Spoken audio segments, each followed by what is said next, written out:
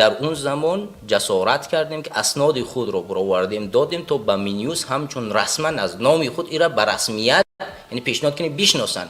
اون زمان کدام نفر آماده بود که بیاید پاسپورت خود رو بدهد، نام نسب من بیاید از نام من سازمان بکشه، سازمان سیاسی. یعنی تو این درجه جدی هست که به خاطر اینه که هیچ نفری از اون انسان‌هایی که در اون ملاقات با کرامت شریف با شما حضور نداشتند، از نفرانی که در زندان نیستند، به همون خاطر شما با خلاص آمدید که من باید این رو زنده کنم.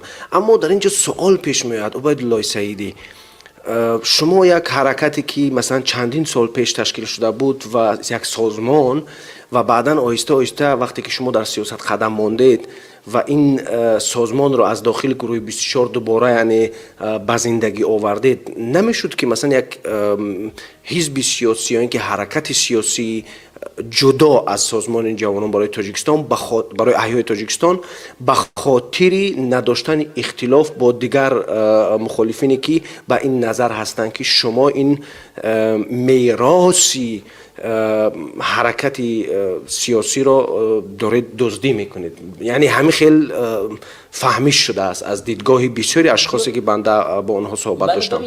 این حرف میتواند موجود باشد، اما باید ما به واقعیت نظر بکنیم. من همطوری گفتم وقتی که ما اسمای خود را رسما نوشتیم در اون زمان حتی بود شخصی که دیپلم حقوق شناسی داشت، جوانی تحصیل کرده بود. من اون زمان گفتم که برادرو بیایید کسانی که تحصیل کردن باید پیش بروند، کسانی که زبان میدونن باید پیش بروند و هیچ نفر جسارت نکرد چهره خود را آشکار بکند و هیچ کس جسارت نکرد پاسپورت خود را بسپارد و در اونجا از اسم او تشکیلات بسازند رسما. یعنی تو این درجه ترس وحشت در اغلب اشخاص بود. وقتی به اروپا آمدیم اشخاص یا که به ترکیه رفتن، بعضی از اشخاص چهره‌های خود را آشکار کردن و دارای کدوم سازمانی شدن، این به من ربط ندارد. وقتی که من به کشوری اروپا سفر کردم و بعد از دزدیدن مقصود ابراهیموف در سال 2015 یک انجمن تشکیل شد، انجمن نیروهای سازنده تاجیکستان. در داخل همین انجمن اینها تشکیل کردن انتخابات گذراندن که سازمان جوانان راهبرش معروف لنگرچیف شد و معاونش محمد صابر عبدالقهار. من رسما در سامانه فیسبوک خودم نوشتم که من معاون سازمان جوانان برای احیای تاجیکستان این قرار را قبول ندارم. این قرار بدون شاگردان مقصود ابراهیموف و بدون تصمیم شورای سازمان صورت گرفته. انجمن یک نهادی ائتلافی است. او چی حق دارد که رئیس یک سازمانی که وارد می شود قبول کند؟ سازمان گروه ها میتواند رئیس انجمن را تعیین کنند، نه انجمن میتواند رئیس گروه ها را تعیین کند، چون کار یک گروه کار داخلیش است. رئیس او گروه باید همون گروه تصمیم بگیرد. این خلاف معیاری هر یک سازمان است. من این رو در سامانه خود نوشتم و نپذیرفتم. بعداً برادر ما سهراب ظفر اون زمان عضو شورای انجمن بودن، به من بر اومدن گفتن که این کار من حل میکنم، زنگ زدن، همین چیز از پاک شد. ولی بعد از 2 ساعت دوباره همین چیز نشر شد و اینا مبارزه خودشون یعنی معروف لنگرچیف راهبر شد. این چیزی که ما قبول نداشتیم و سپس بعد از 1 سال مبارزه دوباره معروف لنگرچیف از وظیفه کنار رفتن و محمد صابر عبدالقهار را رئیس گذاشتن که بعد از 6 ماه مبارزه توانایی اداره نداشتن، نه کادر داشتن، نه توانایی داشتن، نه وبسایت ساختن، هیچ کاری برای این سازمان نکردن و مجبور شدن که بیان زیر هیئت گروه 24 در یک قالب ایره قرار بدهند و او شد بخشی از کادرهای گروه 24. درست. همین سازمان تنها رخنه‌ای در مابین شما با گروه 24 ایجاد کرد و شما پس از اونجا بیرون شدین، یا اینکه چیزهای بیشتر از این بودن؟ اگر برای تماشابینان یعنی بتوانید بفهمانید چی گپ شده است، چون این آهسته آهسته دارد این کار یک راه دیگر را میگیرد و با اینه که با بسیاری سیاستمدارها صحبت داشتیم آنها به این نظر هستند که خوبتر میشد که عبیدالله سعیدی با این انرژی که دارد بتواند یک حزب سیاسی تشکیل کند و این را دوباره زنده کند و از یعنی به زندگی بیارد یک حزب یا ایده را. نمیتوانست که همین همه چیزها یک طرف باشن، اختلافات را مثلا دور بگذاره، کنار بگذارین و یک راهی بگیم که نیترال را برای خود انتخاب کنین که همه چیز تنها از خود شما باشد؟ ایده شکی نیست که میشه چون این کار کرد، ولی اینجا سببی برآوردن من باعث کردید که این سازمان جدا بگردد. چون وقتی که ما در شورا بودیم یک مشکلاتی به میان آمد، من از تمامی بچه ها بخشش پرسیدم و گفتم که برادرها همین اشتباهی به میان آمد، من خطای خود را قبول میکنم و از تمام شما بخشش میپرسم و من رسما از سازمان از گروه 24 خارج میشم و من از شورا خارج شدم، ترک کردم. تمام رسانه ها گروه از جاهایی که ما جلسات میگذاردیم خارج شدم و به اختیار خود برآمدم. فردا به من برآمدن گفتن که التماس این کارو نکنید، این کار اصلا نه خلاف حرکت است، که بسیار کاری ساده ای است که در گذشته معاون گروه چون این کارو کرده بودن، این یگان کاری چی نیست، بیاید میشینیم با هم صحبت میکنیم. ما دوباره برگشتیم به شورا و در شورا صحبت داشتیم که در شورا نسبت من توهین شد و من گفتم که برادرها اول نسبت توهیناتی که انجام داده شده اول بخشش بپرسن، تا زمانی که بخشش پرسیده نشود من نمیتوانم صحبت کنم. اینجا بسیار بلندگپی به میان آمد که نه تو حالا فلان و بیسمدان کردی، تو کی هستی که ما توهین. و علاوه اینی که اینا به توهینات کردن بخشش نپرسیدن، بلکه به زوری، یعنی ما در پیش ما می بودی شپات و مپات و یعنی به زوری. این زور در هیچ جا قبول نیست. وقتی که به تو زوری میکنن در جایی که اونجا اهل فکر تفکر یعنی با اندیشه باید تصمیم گیری شود، به زوری و به این معنا میآیند مبارزه میبرن، چگونه انتظارات دیگر رو باید داشت. و بر اساس همین بعدا من خارج شدم و اونا گفتن که ما تصمیم گرفتیم که تو یعنی عصبی شدی و باید در اساس این عصبانیت باید از یعنی به وقفه بروی و بعدا که یک آرام شدی بعد یک جلسه میگذاریم صحبت میکنیم. و من بخشش من در همین جگه شما میبرم، بعدا در این سوال میاییم.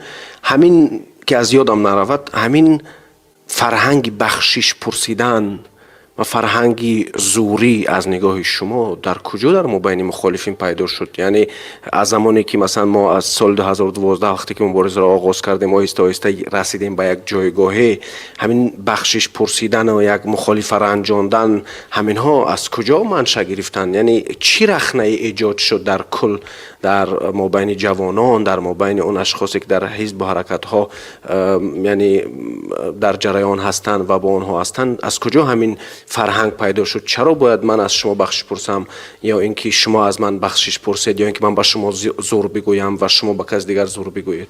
اصلا ببینید وقتی شما در یک چارچوب و شما تنها باشید هر کاری که میخواهید میکنید، ولی وقتی شما در یک چارچوب در یک برنامه با هم کار میکنید در یک دایره باید او رعایت کرده شود. مثلا هر یک سازمان و هر یک حرکت برای خود یک آیین‌نامه داشت و اخلاق در اوج حفظ کرده میشه و بر اساس اخلاق در اوج کار کرده میشه. اگر شما در داخل همین گونه سازمان ها و حرکت ها که وارد شدید، در شکی نیست که اوج چارچوب باید رعایت کنید و اگر چارچوب از اخلاق بیرون شد دیگه شکی نیست که باید بخشش بپرسید و چکار کنید، ارائه کنید. مسئله دوم مسئله با تفکر تصمیم گرفتن است. در اوج با غضب با زوری در یک هیئت نمیشه کار کرد. تو در تنهایی در خانه خودت میتونی این کارو بکنی یا که با یک رفیق تو میتونی زوری کنی وقت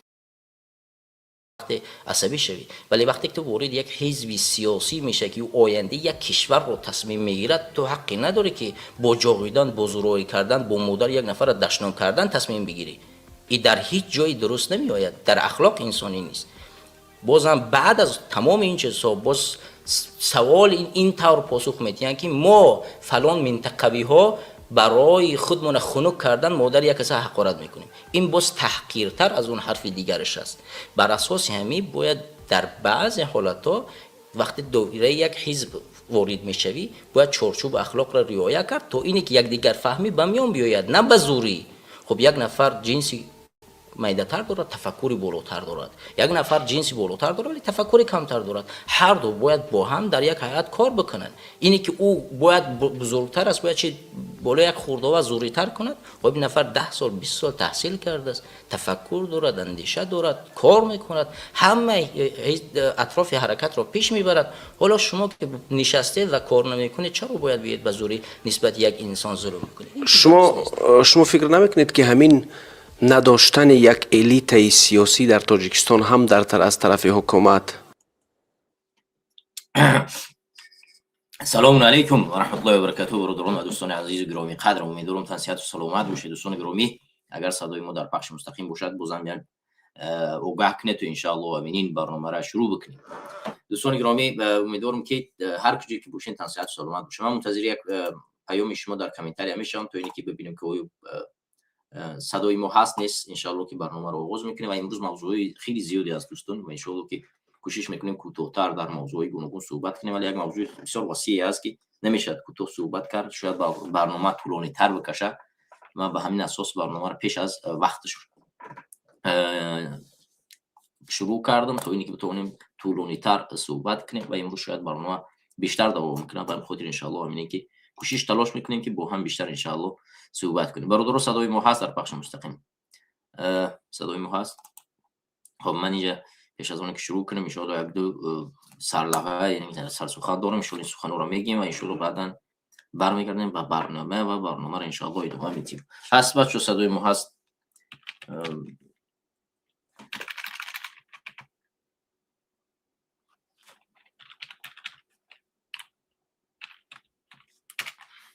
خب بچه صدای ما هست؟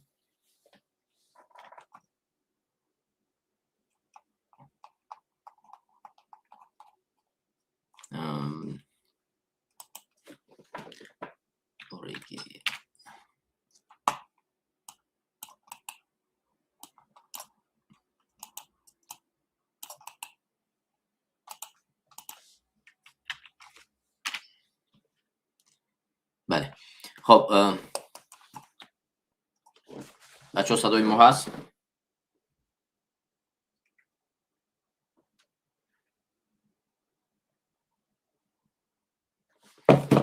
بله. ما رو یک لحظه که ببینیم اینجا نسترویکه فکر کنم که صدا این نیست. بله ما صدا رو عوض کنیم.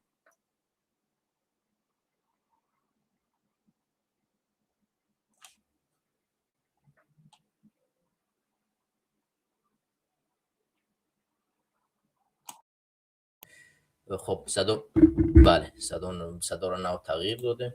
بچه صدای ما هست؟ من فکر میکنیم صدای ما در از اون دوری بود، نه صدا رو تغییر دادیم. اگر صدا از دوری بیاید، چون من سه تا میکروفون دارم و اون میکروفون یکیش از کامera هست و یکی از میکروفونی که بسیار مایده ها است، من اگر اشتباه نکنم در کجای قرار دارد و این میکروفونی که من عین صحبت میکنم این میکروفونی که در نزد من است و من مطمئن شدم که همین صدا از کدوم میکروفون میرود. بعضی وقتا صدا از دوری میاد. صدایی که اولی من شروع کردم از دوری می اومد، اون صدا از صدایی بود که از این وب کامری که ما روشون صحبت میکنیم صدا از اون کامera بود و برای همین عین حال ما صدا را از این داریم. انشالله امینه که انشالله کوشش میکنیم که صدا را از این میکروفون داشته باشیم، این بهتر و خوبتر است. خب بسم الله الرحمن الرحیم. السلام علیکم و رحمت الله و برکاته. خدمت همه شما هموطنان و هموطنان عزیز گرامی، شما قرار دارید در برنامه 48 قدرت و حقیقت با شما هستم وحید سیدی و کوشش میکنیم که 1 ساعت و 2 ساعت دیگه در خدمت شما قرار بگیریم و چند موضوع که انتخاب کردیم در اون موضوع ها صحبت کنیم. پیش از آن که به موضوع برگردیم میخوام یک چیز رو برای شما دوستان گرامی و هموطنان عزیز برسانم که سامانه رسمی سازمان جوانان برای تاجیکستان با زبانی یعنی با تمام زبان ها شکسته بود و ما خوشبختانه توانستیم 2 زبانی او رو برقرار بگردانیم، ولی زبان تاجیکیش تا این حال از جانب خکیرها شکسته شده است و ما تلاش کوشش داریم که در کوتاه‌ترین فرصت این رو برقرار بکنیم و ان شاء الله امید که در کوتاه‌ترین فرصت اگر که برقرار شد به سمت شما این سامانه را میرسونیم. دوستان گرامی، این اولین نکته بود که از شما خواهش میکنیم که اگر که به سامانه ما سر زده، اگر که مشکلات پیش اومد از همه شما عذر می‌خوایم و ان شاء الله که سامانه رو به کوتاه‌ترین فرصت ان شاء الله برقرار خواهیم کرد و دوباره به کار میاد. مسئله دومی که دوستان گرامی من از شما حضور می‌خواهم این بابت برنامه‌ای است که 2 هفته شد ما نتوانستیم برنامه قدرت و حقیقت رو برگزار کنیم، چون مشکلات شخصی بنده وجود داشت که وقت نداشتم برای برنامه رو گذراندن از این کار، از این مشکلات هایی که به میان آمده بود در ساحه تجاری و این مسئله ها و من کوشش کردم که این 2 هفته وقت خود رو معین بسازم تا اینکه ان شاء الله امین فرصت پیدا شود و به برنامه برگردم. بازم یک چیز دیگر رو باید از اینجا یادداشت کرد و تشکر کرد از امنیت غرم که بازم برای ما را تشویق کردن که برنامه کنیم. اگرچه ما 2 هفته در برنامه نبودیم ولی در خانه ما رفتن، پدر و مادر اذیت کردن، دوباره به یاد داشتن، برای ما را یادداشت کردن که وقتی اونی هست که شما برنامه کنید، صحبت کنید، حرف بزنید و ما این اکنون داریم دوباره در حضور شما بازم قرار داریم و این برنامه را میبخشیم به امنیت غرم و در تا اینی که اونها از این برنامه یک بهره بگیرن و حال از اینکه شما خانه ما میرید این ما را روش کننده نمی کند، برعکس برای ما نیرو میتید، برای ما امید میبخشد، برای ما اون اشاره ای را میکند که ما در راه راست قرار داریم و ما مبارزه ادامه میتیم. پس رفتن شما هیچ تأثیری نمیگذارد، برعکس بیشتر ما را در راهمون استوار میکند و نشان میدهد که ما در مقابل شما بازم بیشتر و بیشتر مبارزه ببریم. دانسته بگیرید امنیت غرم که به هیچ وجه من شرطایی را که گذاشتم قبول نشود، من با شما هیچ وقتی صحبت نخواهم کرد. اگر که شما هم صحبت میکنید اون شرطایی که من برای شما گذاشتم شرط معین مشخص است. بازم از پخش مستقیم یک بار دیگه این شرط ها رو من برای شما اشاره میکنم. اگر میخواهید که ما بگردیم به تاجیکستان، مخصوصا اگر میخواهید که هیئت سازمان جوانان بگرده به تاجیکستان، شما اختیار در دست دارید که این کار رو انجام بدید. با ما تماس نبرید، برای در زندان رو بزنید و در زندان پنجره ها رو بشکنید و تمام اعضای سازمان جوانان که در زندان است آزاد کنید، ما خودمون برمیگردیم. نیاز به زنگ زدن، نیاز به خانه رفتن، نیاز به کسی رو بوغی کردن نیست. شما دستتون زندانی دارید و اگر میخواهید که ما برمیگردیم اول اونها رو آزاد کنید و ما خودمون برمیگردیم. ما نیاز به خارج بدن نداریم. ما اگر حق فعالیت در داخل وطن خود داشته باشیم نیاز به اینجا بودن رو قرار داشتن رو در یک دولت خارجی هیچ وقت نداریم و حاصله و خواهش همین رو نداریم که ما در یک دولت خارجی قرار بگیریم و از اینجا صحبت کنیم. ما هوس داریم، آرزو داریم که در داخل وطن خود برای این ملت، برای این کشور، برای آینده این کشور خدمت بکنیم، فعالیت بکنیم. ما هدفمون در اینجا قرار گرفتن نیست و هیچ وقت از دوری حرف زدن نیست. هدف ما در نزد مردم و در داخل وطن مبارزه بردن است و هر لحظه شما اگر میخواهید که کدام ایزایی را قبول کنید اول در مقابل امون زندانیوی سیاسی قبول بکنید. مقصود ابراهیموف رو آزاد کنید، امید جان صالح رو آزاد کنید، نسیم جان شریف رو آزاد کنید، تمام برادران که در سازمان جوانان برای تاجیکستان بودن آزاد کنید. ما برمیگردیم. ما نیاز به بدن در اینجا کی نداریم. این شرط ها را قبول کنید، زنگ نزنید، اصلا ما خودمون میویم. این نقطه بود که من در صحبت با چندین از اشخاص شما که این حرف را زدن ارائه کردم. بازم از اینجا یک بار دیگه به شما اشاره کردم که برفتن به مادر من، پدر من، نمیفهمم خشتوار من اذیت کردن، ما را از راه نمیگردانید و هیچ وقتی فکر نکنید که ما و شما میتونیم به یک خلاصه به این برسیم. خلاصه اساسی و پیشنهاد اساسی رو من برای شما انجام دادم و شما میتونید ارائهش. ولی این برنامه مخصوصا به خاطر شما امنیت ناحیه رشت به خاطر شما انجام داده میشه و این برنامه برای شما بخشیده میشه. خب رفتیم به برنامه شروع میکنیم. بسم الله. دوستان گرامی و هموطنان عزیز، این هفته موضوع خیلی گوناگون است. موضوع بسیار زیاد است. از جمله موضوع فشار حدی اکثری آوردن به بلاگرها، کسانی که در جامعه معروف میشن. ما شاید وقت نرسد در این برنامه در این موضوع صحبت کنیم، ولی به هر حال یکی از موضوعهای مهمی است که من شاید در برنامه‌های بعدی نیز به این موضوع وقت جدا کنم، چون ما میبینیم که هر بلاگری که معروف و مشهور میشود بالای سر او چی میارن و چگونه از کدوم رو با او نزدیک میشوند، او با او پیشنهادی کار مبلغ میکنند و او را میارن در یک باطلاق گرفتار میکنند که او از همه مردم قرضدار میشود یا اینکه آبرو شأن شرفش را از دست میدهد و یک راههای بدی گرفتار میشود و این بار اول دوم نیست که تکرار میشود و ما یک تحلیل دقیق و دراز مدت خواهیم انجام داد و در یک برنامه پیرامون همین موضوع صحبت خواهیم کرد. این امکان دارد که در همین برنامه صحبت کنیم، ولی اگر وقت طولانی تر شود ما نمیتونیم با این موضوع بپردازیم و این موضوع یک برنامه خاصی خودش را نیز میخواهد که باید طولانی‌تر و بسیار واضح روشن در این برنامه صحبت کنیم. موضوع دیگری که ما هموطنان عزیز صحبت خواهیم کرد مسئله نبودن برق در تاجیکستان است. موضوعی که بسیار مردم ما رو از آزار و اذیت داده است. بسیار مردم ما از نبودن برق در تاجیکستان یا که سوئد بسیار آزار و اذیت میکشند.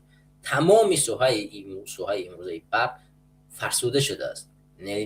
نه مردم پایتخت دارن، نه مردم شهرهای بزرگ دارن، نه مردم دهات دارن، نه مردم جماعت ها دارن، نه شرکت ها دارن، نه مسئله تجاری امروز برق دارن. هیچ جای کشور به برق تامین نیست.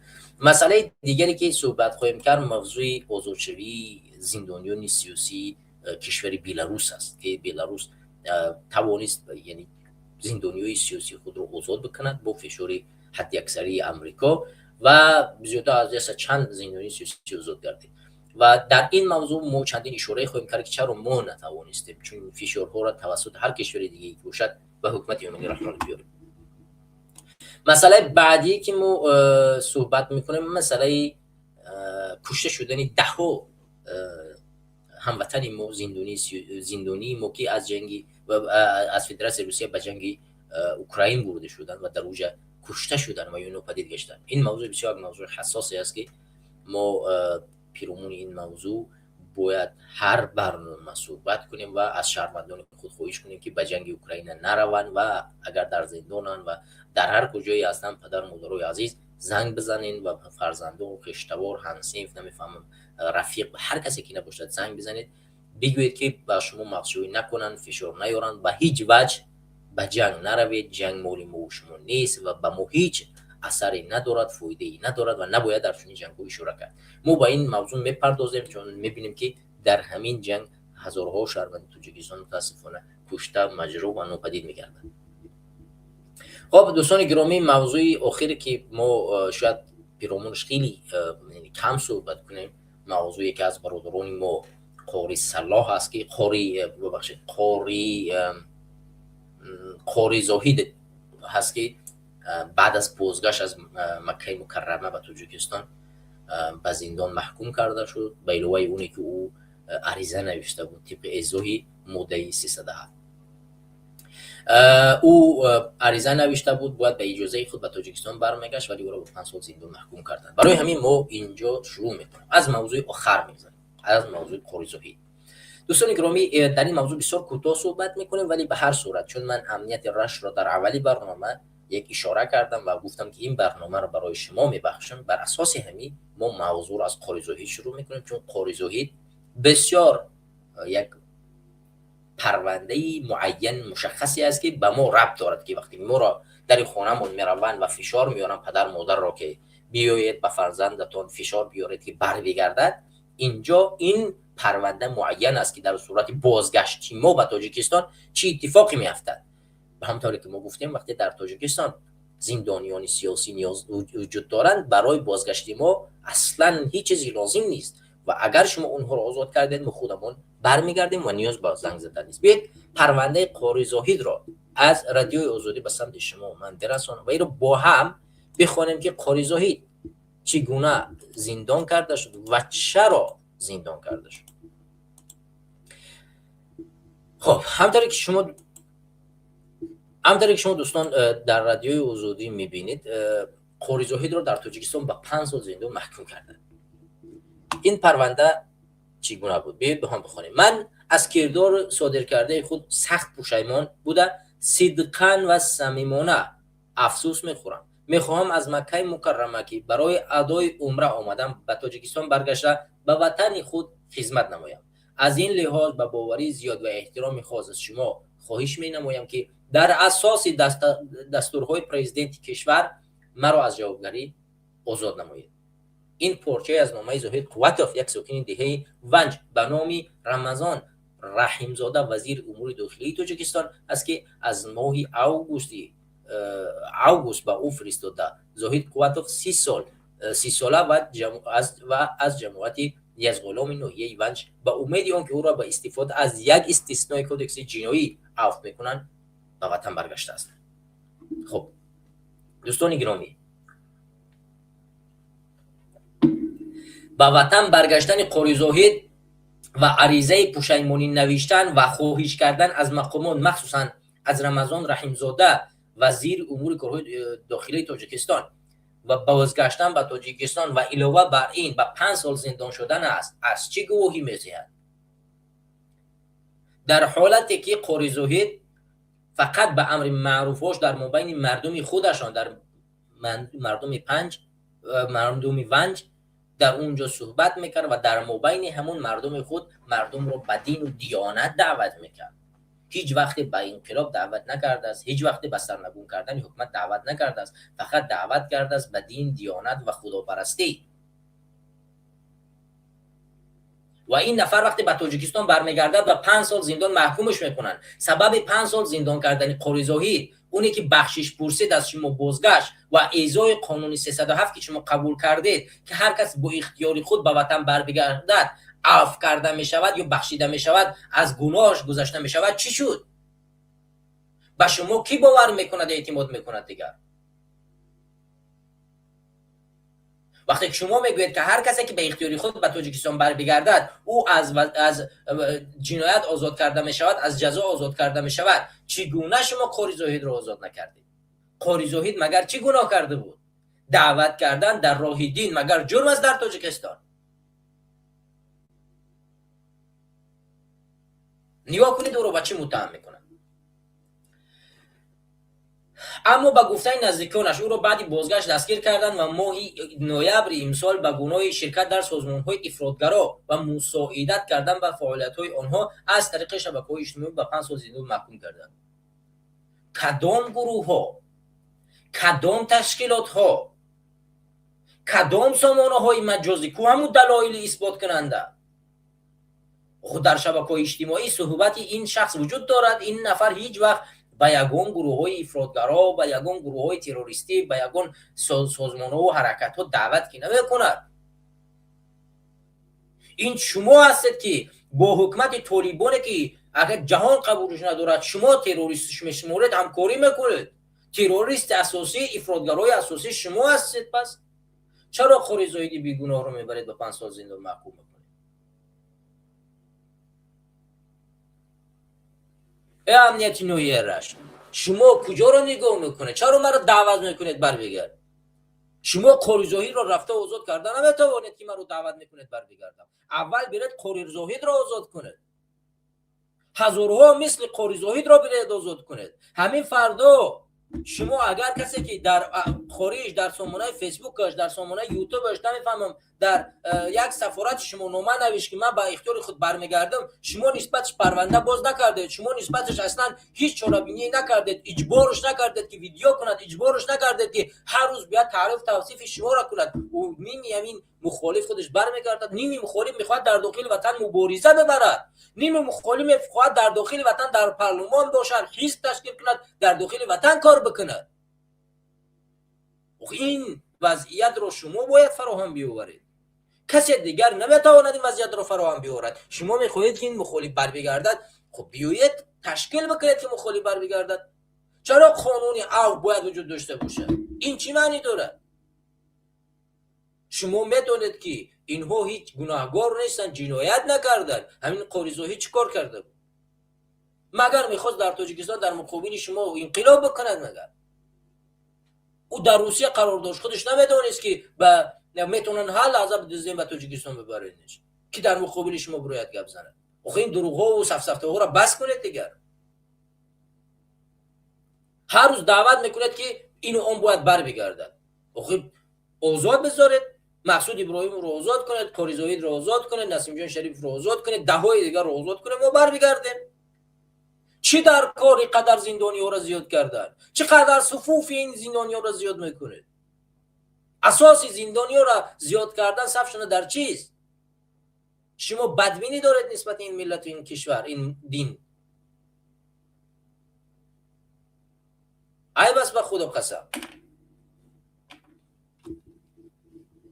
برای همین دوستان گرامی و هموطنان عزیز، هر کسی که شما یک گوش میکنید و در امنیت میرسونید، برسونید که مخالف امروز میداند که هیچ وقت این حکومت اصلاح شونده نیست. میداند این چیز رو، برای همین باز نمیگردد.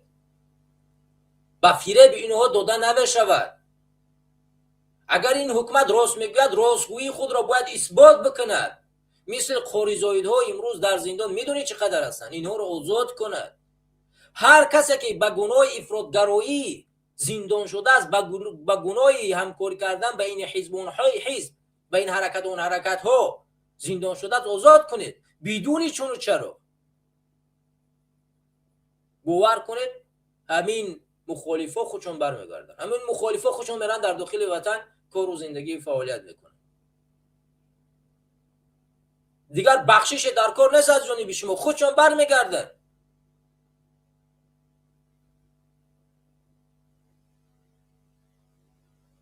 خب اصلاح شونده اید، اصلاح شید، بیاید دیگرگونی را به میون بیارید. برای ما بیکار زنگ نزنید، در خانه پدر و مادرمون نرید، بیکار فشار نیارید. این فشارها باعث اون میگردد که برنامه بیشتر میشه.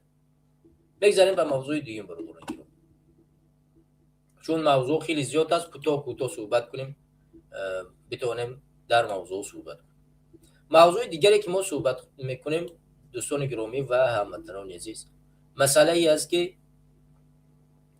شهروندان ما در جنگ اوکراین کشته میشوند، ناپدید گشته میشوند. بیاید چند معلومات از درجه شروع کرده از کلیه تاجیک، یکی از بلوگر معروفی تاجیکستانی که تقریبا 280-290 هزار ابوناچی داشت در سامانه‌های مجازی و در فدراسیون روسیه با گرفتن پول از جانب کارفرمانده ها که پولی مهاجرای مهنتی رو نمیدادن، رفته با اونها جنگ میکرد، بحث میکرد، پول اونها رو میکشید میگیرید و خدمت های زیادی در این ساحه انجام داده بود و سپس او رو با یک جرم متهم کردن و بردن وارد زندان کردن و سپس اجباراً به جنگ اوکراین بردن و یک مدت ناپدید گشت. سر و صدا زیاد بود که کلیه تاجیک کشته شده است، ولی سپس بالاخره 2 روز پیش معین گردید که کلیه تاجیک از دنیا درگذشته است و کشته شده است و او را به تاجیکستان بردن. در حصار دیروز بود اگر اشتباه نکنم جنازه‌اش بود. این اولین نفر نیست. همونطوری گفتم ما در یک برنامه طولانی پیرامون اشخاص مشهور صحبت میکنیم که کلیه تاجیک جزئی اونها هست که ده بلاگرای دیگه است. این موضوع نیست، اما باز هم ببینید که کسی که خدمت میکند میخواهد خدمتگار این ملت باشد، چگونه به خدمتگارهای ما ظلم و فشار میارن و نشان میدهند که هر کسی که در مقابل حکومت میایستد، هر کسی که ضد ظلم میبراید و از هموطن مظلوم خود دفاع میکند، او را میبرن اتهام میکنن، زندان میکنن و سپس میبرن به جنگ میکشن.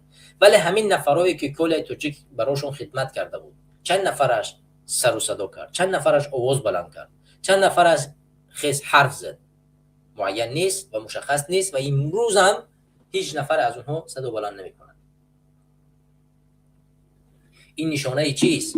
نشانه اونی است که هر کسی که مثل کلیه تاجیک فردا اگر براید از این ملت دفاع بکند، فردا چیکار میکنن؟ میبرن زندانش میکنن، میبرن با اتهام دروغی 20 سال زندان میکنن، میبرن در جنگ اوکراین یا که در جنگ نمیفهمین اون میکشنش. همین 2 روز بعد زنگ تلفن مادر منم اصلا همین حرف زد، گفت این مردم به جای اونی که از تو تشکر کنن به تو لعن میفرستن. چرا باید برآمد بکنی؟ چرا باید حرف بزنی؟ به خاطر کی؟ از این مردم چی فایده است که براشون حرف میزنی و گپ میزنی؟ هر روز در خط بازار و کوچه ها نسبت تو حرفای بد میزنن. چرا باید برای این مردم دلسوزی بکنی؟ ولی من مطمئنم که فردا ما رفتیم انقلاب کردیم، همین مردمی که بد زبانه که امروز بد میگوید با اولین شده لسکو همین ها میشود. همین انسان هایی که حرفی بد میزنن مثل چاپلوس های امروزه که امروز رحمانوف رو میلیسن، مثل همین ها با این حاکمان جدید رو میلیسن. مطمئن باشد که این گونه است. برای همین ما با اون حرفای بدروغی که از زبان کثیف بعضی ها در قد و کوچه و بازارها میبراید و حرف میزنن هیچ وقت نظر نمیکنیم. ما میدونیم شما کی هستید. شما غیر از اون زبان کثیفه که رحمانوف رو امروز میلیسید، و فردا حکیمان جدید رو میرسه چیزی دیگری نمیدونیم. شما میدونیم که شما هم این کار هستید. شما لیسانی هستید، کسانی هستید که فقط برای لیسیدن تولد شدید، به خاطر زبان دراز کردن در مقابل مخالف، در مقابل مجاهد هستید و شما حکیمان رو فقط میرسید.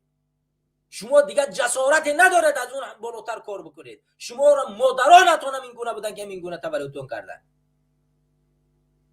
و امروز در قد کوچه و بازار در مقابل مخالف و مبارز و مجاهد حرف میزنید. خاکی پای یک مخالف یک مجاهد نمیشوید. شما یک حرف مبارز، یک حرف مجاهد، یک عمل مبارز مجاهد 100 برابر عمل حرف شما بالاتر است. حرف شما در پیش زنتون نمیگذرد، در پیش فرزندتون نمیگذرد. شما حرف هم ندارید. اگر این حرفی مرا زن تو بشنود در رو توف میکند. میگون اینها هستند مردایی که در مقابل ظلم و ستم خستن بر آمدن. امروز در خونه برق نداری، مثل زنک شیشتی حرف نمیزنی که من در خونم برق ندارم. امروز میره در روسیه 10 سال زندگی میکنی، حق آمدن برگشتن به وطن نداری، چون میای فرزندت گشنه میمونه بیناموز. برمیگردیم یا بیناموز فرزندت گرسنه است در خونه. یه ماه ایستاده نمیتونی بعد از 2-3 سال در روسیه زندگی کردن، کار فعالیت کردن. وقتی این مجاهد حرف میزند در فکری تو است، در فکری زن و فرزند تو است. به خاطر خودش حرف نمیزند، خودش در بهترین زندگی دارد، ولی ناموس انسانی، ناموس مسلمانی، ناموس وطنداری را اجبار کرد که برایت حرف بزند تا توی بدبخت بیره و آزاد بکنه.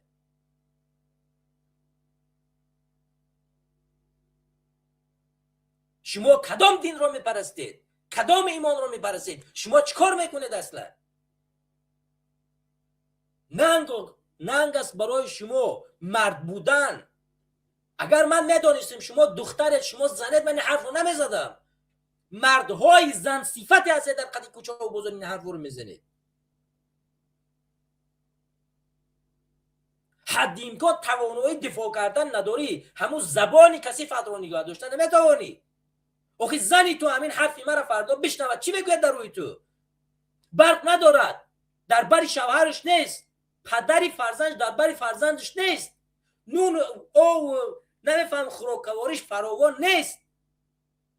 تو را چی میگوید؟ هر روز رحمانوف نسبت روسریش خیانت میکند، آزادیش رو از بین برده است. فرزندت قرآن درس خواندن نمیتواند، دخترت مکتب از لباسی اسلامی رفتن نمیتواند. تو را چی میگوید اون مادری فرزندان؟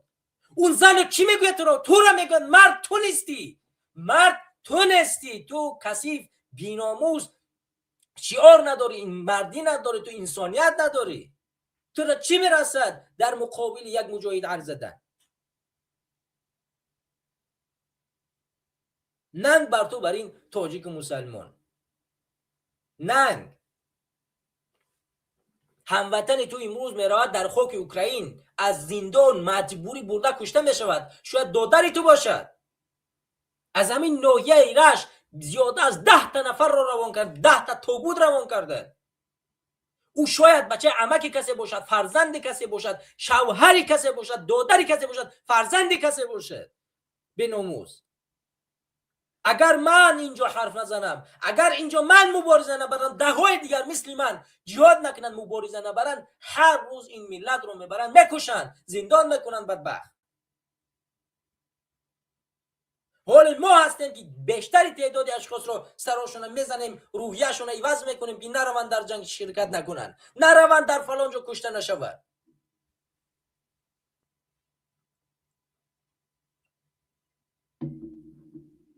با میبرن شرم نکرده در خدی کوچه و بازار نسبت یک مبارز مخالف به حرف میزنن. با امنیتش ایزا نکشیده زنگ میزنه به وطن برگشت. به کدام وطن برگشت؟ به همین وطنی که شما امروز فاحشه خانه کردید؟ به همین وطنی که امروز شما لسک خانه کردید؟ به کدام وطن؟ به همین وطنی که امروز هر شهروندی در جنگ اوکراین کشته شده است، تو حرف زدن نمیتونی در مقابل روسیه؟ به همین وطن ما برگردید. وطنی که من میپرستم، اون وطن فرق میکند، اون وطن آر دارد، اون وطن ناموس دارد، اون وطن ایستادگی دارد، اون وطن در مقابل هیچ کسی زانو خم نمیکند.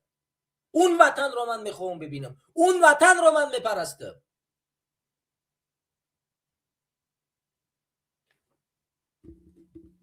به خدا عیب و شرم است. شرم کنید. بیاید شروع میکنیم از این نبور.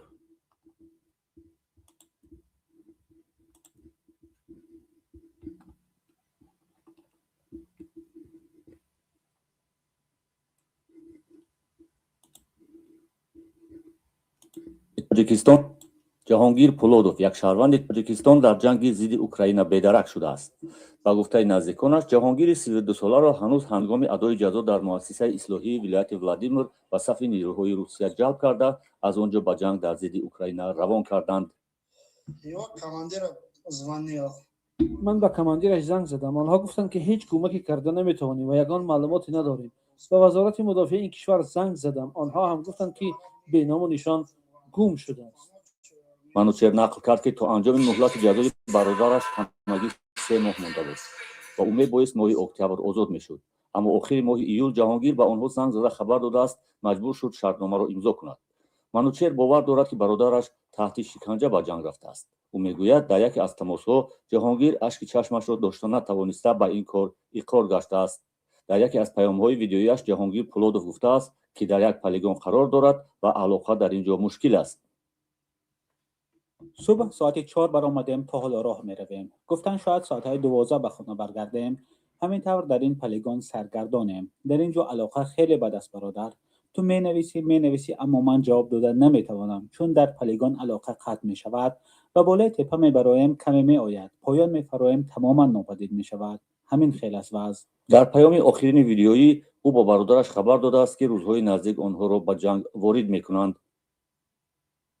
برادر من به تو نصف روزه خبر می دهم. احتمال 9 یا 10 روان کنند. خلاصه هیچ کس هیچ چیز را نمی داند.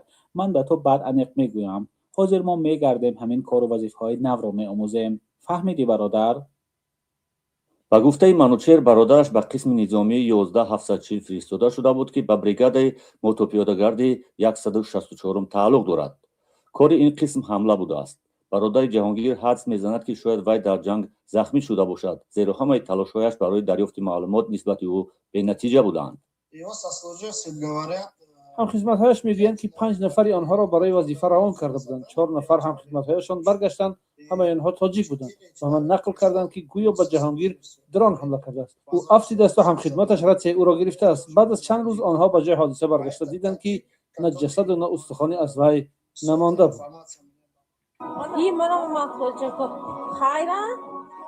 шумори дақиқи тоҷикистонёне ки аз тарафи русия дар ҷанги зидди украина иштирок мекунанд нашр намешавад. ҳабибулло воҳидзода додистони кулли тоҷикистон дар моҳи август гуфта буд ки чунин омор мавҷуд нест. вале тарҳи давлатии зистан мехоҳам дар украина моҳи майи соли ҷорӣ номи 931 зодаи тоҷикистонро нашр кард ки аз ҷониби русия дар ҷанги зидди ин кишвар иштирок доранд. ҳамин тарҳ дар моҳи сентябр рӯйхати 446 зодаи тоҷикистонро нашр кард ки дар ҷанги украина кушта шуданд. бо вуҷуди он ки ширкат дар ҷангҳои бегона дар тоҷикистон ҷазо дорад, то ҳол дар ин робита ягон парвандаи ҷиноӣ боз нашудааст. خب دوستان گرامی، همونطوری که شما دیدید این رو خودتون خوندید و دیدید که در جنگ اوکراین این برادر توجیک ناپدید گشته است. تو حال معین نیست که در کجا قرار دارد و خانواده‌اش هم نمیدونند. به روسیه زنگ میزنند، به نمیفهم رئیسشون زنگ میزنند، هر کاری میکنند معین مشخص نیست. علاوه بر تمام اینه که میبرند تو رو کشته میکنن، جنگ میبرند اجباری از زندان، باز هم برای نزدیکات معلوم نیست که در کجا قرار داری.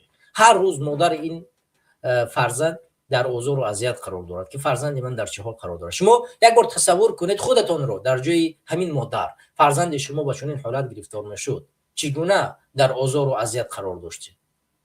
مگر همین مادر میخواست که فرزندش زندان شود؟ مگر همین مادر میخواست که فرزندش اجباری به جنگ برده شود؟ مگر همین مادر میخواست که فرزندش در اونجا کشته شود؟ این امکان ندارد که این مادر چنین چیزها رو بخواهد. ولی امروز در چه حالت قرار دارد بعد از این همه سختی ها.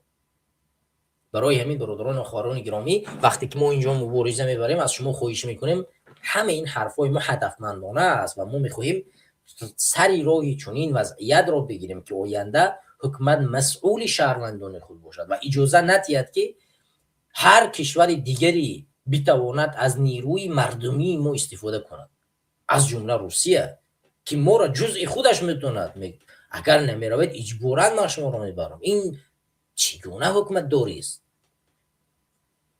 وقتی که شهروندای ما سوریه و عراق نمیفهم که جو جنگ رفتن به اختیار خود، اون زمان اجباری نبود، اونها را حکومت در مقابلشان پرونده باز کرد. اما اینجا چی؟ دادستان حتی نمیدونه چقدر شهروند تاجیکستان در اونجا میره شرکت میکنند.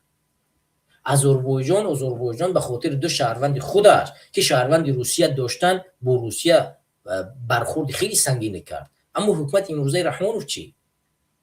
میگه من نمیدونم، شاید اونا دو شهروندی داشته باشن، در حالی که زیاده از 1000 نفر فقط شهروندی که یک طرفه شهروند تاجیکستان دارند در همین جنگ شرکت میکنن. حتما بخوای نخوای که از نزدیکای خودت هست در همین جنگ. و خدا عیب و شرم است.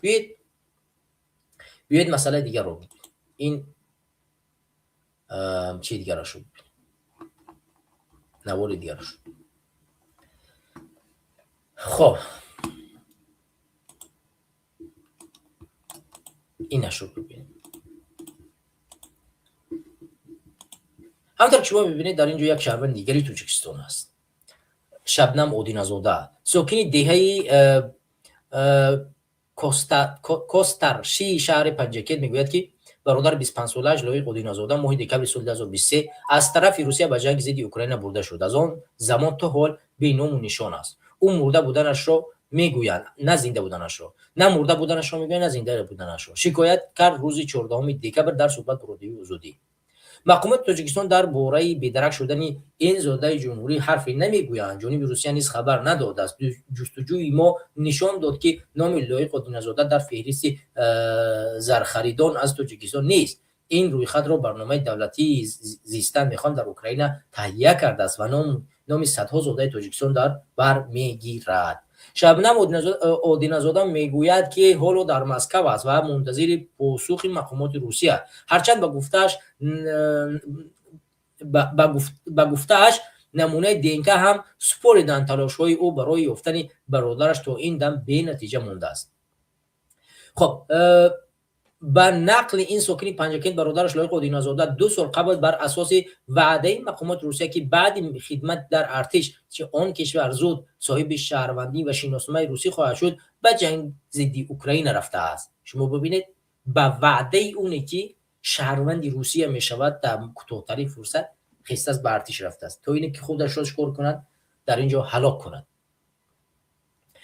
نیت داشت که در مسکو با زن عهد نکاح بکند. مقامات روسیه گفتند که اگر به جنگ روی هم شهروند میگیری و هم میتوانی ازدواج کنی. وی روزه شد 20 دکمبر سال 2023 به جنگ رفته است. در روزهای اولی 2 دفعه تلفنی گپ زدیم، تمام تا امروز درکش نیست، گفت خواهر لایق اودینزاده.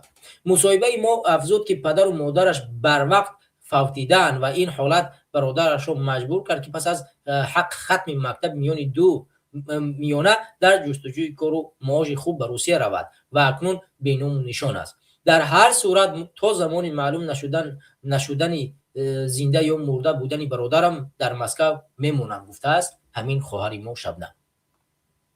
با وجود گزارش‌های به تکرار درباره حضور زادگان تاجیکستان در جنگ روسیه در اوکراین و کشته و زخمی شدن و اسیر افتادن تعدادی آنها، مقامات در دوشنبه یگان اطلاع نمیدهند. بناهن شماره دقیق آنها معلوم نیست. این مسئله است. من دیگه دوم این مقاله را نمیخونم دوستان گرامی. هدف این مقاله این است که دوستان گرامی باز هم یک شهروند دیگر به خاطر پاسپورت گرفتن اجباراً یعنی حالا نمیفهمم شاید اتهام زده باشن به هر حالت به جنگ اوکراین رفته است. این بچه تحصیلات عالی ندارد، سواد کافی ندارد، پدر و مادرش در جوانی از دنیا گذشتند. این نفر نیاز به یک راهنما دارد. این راهنما فقط یگانه میتواند حکومت باشد.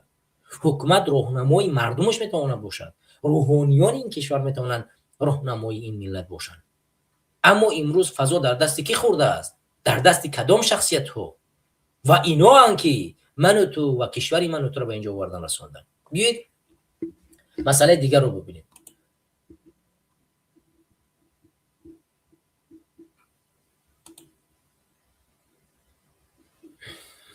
مسئله دیگر رو ببینید. این مسئله رو ببینید.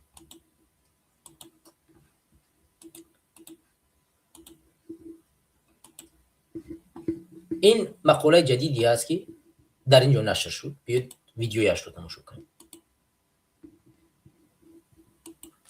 با اطلاع دریافتی رادیوی آزادی، جسد علی زبورزاده را 7 دکبر با هواپیما از روسیه به دوشنبه آورده. یک روز بعد در زادگاهش دهه بخشه‌ود ناحیه عینی دفن کردند. نزدیکانش نخواستند در این باره آشکارا و با تفصیل صحبت کنند، چون به گفتهشان این کار میتواند مانع گرفتن جبران پولی از روسیه شود. جستجوی رادیوی آزادی نشان داد که علی زبورزاده سال 2022 با اتهام قاچاق مواد مخدر در ولایت چلیابینسک روسیه بازداشت شده است، اما درباره حکم زندانی او در منابع باز معلومات دسترس نیست. با اطلاع دریافتی، مرد 17 قبلا سفرعلی نام داشت و بعد یک بار اخراج شدن از روسیه نامش را به علی تغییر داد.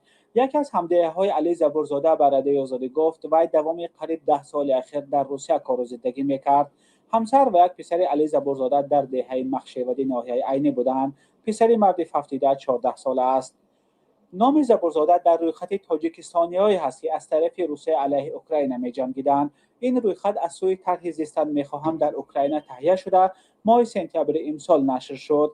در این فهرست آمده است علی زبورزاده در هیئت دسته تیراندازی جنگ می‌کرد و 17 ایون سال 2025 کشته شد. با گفته یک ساکن دهه مخشه‌ود ناحیه عینی، به نزدیکان علی زبورزاده اجازه باز کردن جسد را ندادند. گفته می شود جسد مرد را از روی تشخیص دنک معاین کردند. این یگانه مورد کشته شدن شهروندان تاجیکستان در جنگ روسیه علیه اوکراین نیست. دوام 3 سال اخیر پیکر چند تاجیکستانی را از اوکراین به تاجیکستان آوردند. در حال حاضر شماره دقیق تاجیکانی که از طرف روسیه در جنگ ضد اوکراین اشتراک دارند نشر نمی شود. مقامات تاجیکستان میگویند که چنین رویخط نیست و کسی را هم برای شرکت در جنگ روسیه علیه اوکراین به جوابداری نکشیدند. طرح دولتی زیستن میخواهم در اوکراین ماه می امسال نام 931 زاده تاجیکستان را نشر کرد که از جانب روسیه در جنگ ضد این کشور اشتراک دارند. همین طرح ماه سپتامبر امسال رویخط باز 446 زاده تاجیکستان را نشر کرد که در جنگ اوکراین کشته شدند. مولا رجب یوسفی، امیر صایف، آزادی، دوشنبه. همونطور که شما دوستان دیده در رادیو آزادی و همین جسد از جنگ آورده شد و مقامات تاجیکستان اجازه باز کردن جسد رو ندادن. شما فکر نکنید در روسیه چمو در داخل تاجیکستان جسد رو اجازه ندادن که باز کنن. اگر همین فرمان از روسیه نآمده باشد و اگر همکاری بین حکومت تاجیکستان و روسیه وجود نداشته باشد که اونها فرمان نگیرند که چند شهروند رو ببرند و اجازه شهروند تاجیکستان رو به جنگ بردن را نداشته باشند، چگونه حکومت تاجیکستان نمیگذارد که جسد باید آزاد کرده باز کرده شود؟ اکو شما فهمیدید که تمامی همین بردن ها، کشتن ها هدایت کنندش کی است؟ حکومت تاجیکستان. یعنی ما گفتیم که حکومت هدایت کننده باید مردم باشد، هدایت کننده برای حفظ شخصیت و امنیت آنها، نه برای هدایت کننده بردن کشتن آنها. و اکنون شما اینجا دریافتید که حکومت امروز هدایت کننده راه کشتن شهروندان جمهوری تاجیکستان در فدراسیون روسیه است. یعنی به هر طریقی که شما میخواهید امروز به شما راهنمایی نمیکنن، علمی کافی نمیتین و میگن فلان نفر در تاجیکستان خیش توارش مثلا ترسونچک است، شما همین نفر رو به جنگ ببرید و اگر خیش توارش حرف زدن ما از اینجا فشار میاریم و فلان نفر رو میگیرن به جنگ میبرن. شما اکنون فهمیدید هدف اساسی خاموشی حکومت در چی است؟ میگوید که من نمیدانم. پشتی نمیدانم ها خدمت کردن برای روسیه است، پشتی نمیدانم ها یاری کردن به حکومت روسیه است، تو اینه که بتوانند شهروندان تاجیکستان رو به جنگ ببرند. شما اکنون فهمیدید برای روس ها امروز تاجیکان میرن خدمت میکنن. ببینید ببینید همین روس هایی که این همین 2 روز 3 روز پیش یک جوان پسری روس، بیا من مقاله رو برای شما بیارم، با خدا قسم نمیفهمم که مردی ما حکمت این مردی ما چگونه برای همین ملت میرود بود خودش رو قربانی میکنه. این ایران یک امروز 16 دکبر در نتیجه حمله یک نوبالغ به مکتب در ولایت مسکو یک نورس 10 ساله کشته شد. نورس 10 ساله در مکتب کشته شد. میدونی کدوم نورس؟ توجیک. و همین نواره که همین نورس یک بچه 15 ساله بود اومد همین بچه 10 ساله تاجیک کش در مکتب وقتی داخل میشوه نوار در دستش همجا روسو هن میبینم میگه ما 4 تا کفته شدم یعنی یگون خارجی را کفته شدم که بکشم میویا روسو را میبینه کودکو مثلا 7 ساله 8 ساله 10 ساله 12 ساله اونو رو دست نمیزنه میروه میکوه بو همجا میگه دامون آور که من خسته شدم ای گفتن دگ جوان اینو همون جایی که یک نورسی تاجیک را میبینه 10 ساله همون را به قتل میرسونه اینقدر بدبینی نسبت ما دارن و باز مقامات ما با اینو همکاری میکنن برای اینو باید ما بریم در اوج جنگ بدیم به خاطر نمی قاتل که نمی قاتلا بیایم با ما را بکشن ما میریم در جنگ اوکراین از اینو دفاع میکنیم به خدا ننگ است بیایید رو بخونیم اگر نوار داشته باشه نوارش رو تماشا میکنه ولی نوار نداره بیایید بخونیم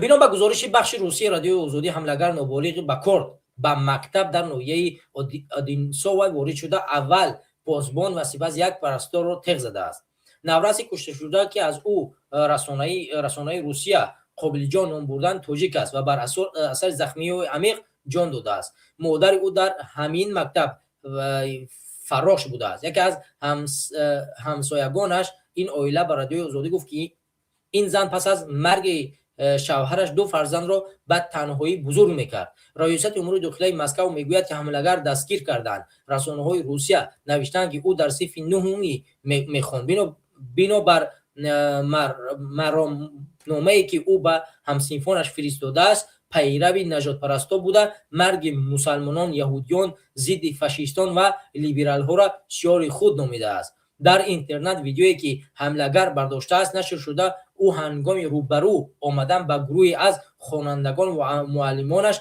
از آنها میپرسد که ملتشون چیست در برابر سبب‌های جنایت هنوز چیزی نگفتند مقامات به اتهام کشتار و قصد کشتار پرونده جنایی باز کردند شما ببینید همین نجات پرست میپرسد اول که ملت شما چی است اگر ملت تاجیک نباشد یا که ملت دیگر نباشد تو را به قتل نمیرساند کسی را میکشد که او تاجیک است او خارجی است باز همین خارجی ها یعنی ما میریم به خاطر همین ها در جنگ میجنگیم مقامات ما به علاوه اینه که یک مادری که شوهرش از دنیا گذشته است 2 فرزند رو خود به همون جا همون کلینینگ یا اینکه تازه کنه کار میکند با بیان حمایت کنن چیکار میکنن خاموشی را اختیار کردن خب یک جوان رو کشتن 10 ساله با اجازت میتین شهروند تاجیکستان برود در جنگ بجنگد گفته این برادر ما تاجیکستان به پیش خب بیایید میگذاریم به موضوع دیگر اگر در این موضوع ما صحبت کنیم برادر و خوران گرامی مطمئن باشید ساعتها صحبت میکنیم و هیچ خاتمه نخواهد یافت موضوع ما چون اینترنت از این موضوع بسیار زیاد است این نجات پرستی در فدراسیون روسیه هر روز لطوکوب کردن مهاجران بدبینی نسبت مهاجران مهنتی و مخصوصا تاجیکان در روسیه بسیار افزایش می‌یابد و علاوه بر این قتل کشتار بردن جنگ اوکراین زندان کردن به اتهام‌های گوناگون به خدا هر روز صف تاجیکان در فدراسیون روسیه تنگتر کرده می‌شود ما همین روزی گذشته در نواری دیدیم که در روسیه در نزد همون ساخاروا هزارها مهاجر هندوستانی منتظر پتنت هستند و این خودش نشان دادی چی است نشان دادی اونی است که علاقه تاجیک‌ها خسته شدن از این کشتن ها دیگر جایی برای مهاجر مهنتی تاجیک در فدراسیون روسیه نیست نوع احترامی کشتن تهدید و فشار آوردن تحقیر کردن خب ناچیز شموریدن این بسیار فشار آورد بالای مردم ما و ما امیدوارم که اگر حکومت امروز یعنی اصلاح نمیشود مردم ما اصلاح شود مردم ما درک کنند که دیگر روسیه برای اونها جا نیست جای زیستی نو رو پیدا کنند جای کاری نو رو پیدا کنند و امیدی نو رو باید پیدا کنند برمیگردیم به موضوع دیگر دوستان گرامی امام علی رحمان در یک موضوع دیگر هست ولی من موضوع دیگر رو میگذارم به بعداً صحبت میکنیم یا اینکه بیایید این موضوع رو صحبت کنیم بعد موضوع ایمالی رو بگذاریم. موضوعی که بسیار کوتاه صحبت میکنم، بسیار کوتاه در این موضوع صحبت میکنم، میگذارم و نیاز نیست که در این موضوع طولانی صحبت کنم چون در اینجا کمبودی ما هم هست و ما باید حد امکان بعضی حالاتو کمبودی خود رو نیز بگوییم تا اینکه دوستان بدونن که ما پذیرش تنقید وجود دارد در ما و ما باید تنقید از خود بگوییم. خب بلاروس 10 زندانی رو آزاد کرد. خب پس از آن که واشنگتن درباره امکانیت بیکار کردن تحریم‌ها علیه صادرات نیروهای مینرالی بلاروس سخن گفت، مینسک روز 13 دکبر 10 زندانی را آزاد کرد. با گفته نمایندگان آمریکا، رسانه‌های بلاروس، سازمان‌های حقوق بشر و از مقامات اوکراین، رئیس جمهوری بلاروس الکساندر بجای مقامات بلاروس رئیس جمهور بلاروس الکساندر لوکاشنکو در عموم 123 زندانی از جمله بعضی از نمایندگان مخالفان را بخشیده است. در بین آنها که از زندان رها شدند، یکی از راهبران اعتراضات سال 2020 ماریا کالاسینسکی و برنده جایزه نوبل الیس بلیاتسکی نیز هستند. دنیس کوچینسکی نماینده راهبر مخالفان بلاروسی است. سویتلانا تیخانووسکا گفت که همه محبوسان سیاسی رها شده سلامت هستند و بلاروس را ترک کردند. مقامات بلاروس گفتند که 114 زندانی رها شده از بلاروس به اوکراین رسیدند. 9 نفر دیگر به لیتوا رفتند. ماریا کالانووسکی بعد از وارد شدنش به خاک اوکراین خواهان رهایی همه محبوسان سیاسی در بلاروس شد. الکس بلیاتسکی در لیتوا برای اروپای آزادی گفت و رسانه‌های دیگر گفت مبارزه ما ادامه دارد. ماریا کالانووسکی بعد از وارد شدنش به خاک اوکراین خواهان رهایی همه محبوسان سیاسی در بلاروس شد. خب ما خوندیم جان کول فرستاده ویژه پرزیدنت آمریکا دونالد ترامپ در امور بلاروس در شبکه‌های ایکس از این اقدام ستایش کرد و اون را یک گام مهمی در مناسبت‌های بین ایالات متحده و بلاروس نامید. کول این چنین به خبرگزار ریترس گفت که احتمال بلاروس در ماه‌های آینده محبوسان بیشتری رها کند ولی تفصیلات نداد. خب دوستان گرامی، اینجا باید یک چیز رو ذکر کرد که واقعا مخالفان بلاروس در طول چند سال اخیر با مبارزه و فشارهای زیاد و دیپلماتیک انجام دادن توانستند کشورهای آمریکا را و اتحادیه اروپا را متقاعد بسازند که باید در مقابل بلاروس تحریم ها وارد کند و بعد از تحریم ها وارد کردن فشار آوردن که حکومت بلاروس این زندانی ها رو آزاد کند. یعنی چگونه این کار صورت میگیرد؟ مثلا صورتگیری این کار این طور است که اول اینها فشار آوردن، اول اینها امریکا را کاری کردن که تحریم ها وارد کند، یکی به اصطلاح روسی سانکسیا کند و سانکسیه های وزبین در مقابل بلاروس ایجاد کردن که بلاروس اقتصادش بسیار در حالت های وزبین قرار گیره و سپس با شرط اینه که زندانی ها رو آزاد میکند و امریکا کم کم از اون تحریم ها و این سانکسیون هایی که انجام داده است دست میکشه یکی به یکی. اگر از این تحریم دست کشید خدر زندانی آزاد کرده میشد، از این تحریم دست کشید فلان زندانی آزاد کرده میشود و این نشان میدهد که مخالفای بلاروس توانمندن و توانستن این کار انجام بدن و ما متاسفانه تا امروز باید بپذیریم که مخالف تاجیک در طول 10 سالی که ما در اروپا قرار داریم نتوانستیم تحریم های در مقابل حکومت ایمالی رحمانوف انجام بدیم یا که فشار بیاریم که ایالات متحده آمریکا انجام بدن. ما فقط در 10 سال توانستیم یک سانکسیه در مقابل 3 بانک تاجیکستان انجام بدیم که اون اتحادیه اروپا ایرا وارد کرد و 3 بانک تاجیکستان امروز در اتحادیه اروپا ممنوع کرده شدن و این خودش از نشان داده پیروزی است، ولی باز هم کمتر است. باید مثل بلاروس ها فشار زیادتر بیاریم و تمام تلاش ها را باید بکنیم که این گامی که برای آزادی زندانی‌های سیاسی و برای آزادی تاجیکستان است برای ما چکار کند دسترس شود. دیگر در این موضوع صحبت نمی‌کنیم، می‌گردیم به موضوع بعدی. دوستان گرامی، موضوعی که ما زیاد در اون موضوع صحبت می‌کنیم موضوع سخنرانی ایمالی رحمانوف است. سخنرانی ایمالی رحمانوف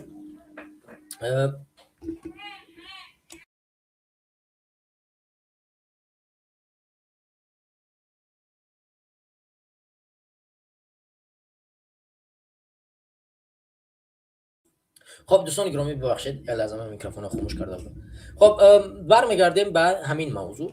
ما این موضوع رو از چند جا پیگیری کردیم و صحبت‌های ایمالی رحمانوف بسیار طولانی است، 2 ساعت و 36 دقیقه است که من تمام سخنرانی رو نمیمونم بلکه یک عده از حرفایی که در روند سخنرانی انجام داده است شاید از سمون‌های گوناگون به سمت شما را رسانه. ما برمیگردیم به سمونه خاور. خاور یکی از رسانه‌های خاور یکی از رسانه‌های دولتی است که این رسانه دولتی، ببخشید من اینجا کمک خاور رو پیدا کنم. خب این نیست.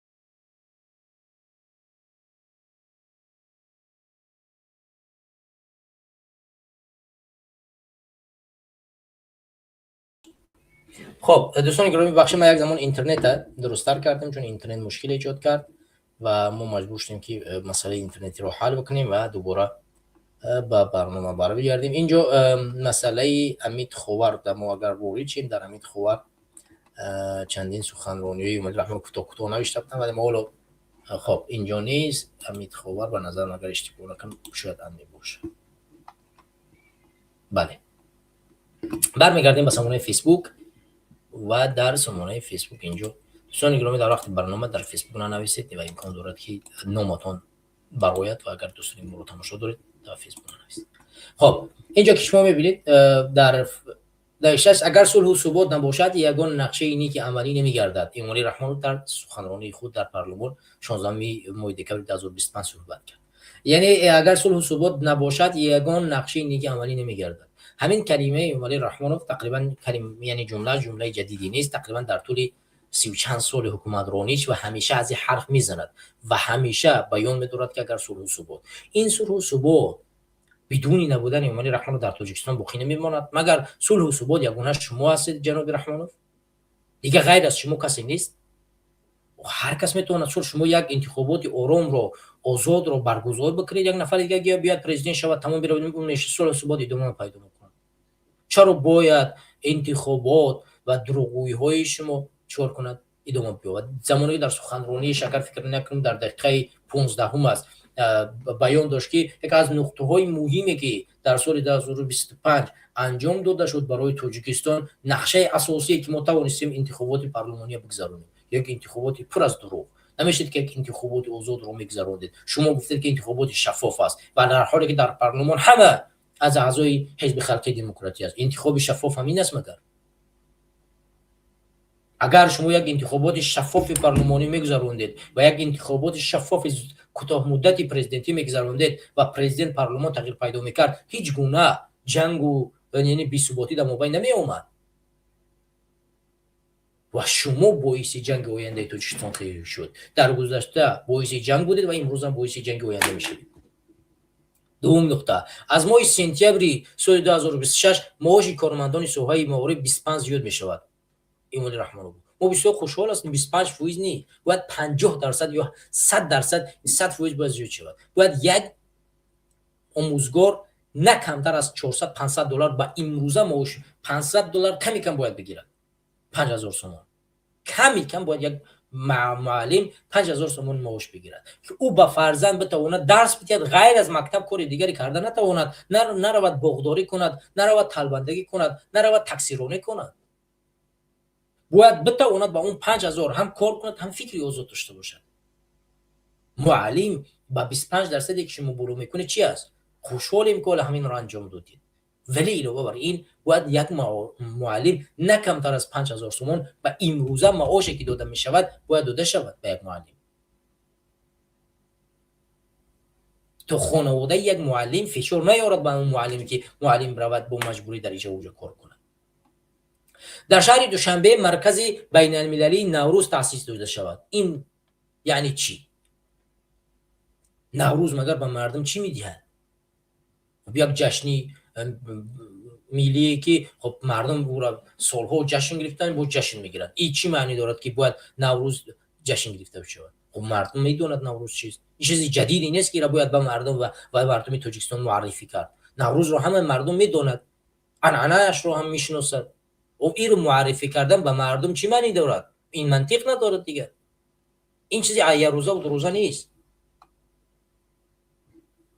جهتی وارد نمودن شخصیتی برباد داده مروزی به نیوسکو تدبیرها اندیشیده شود.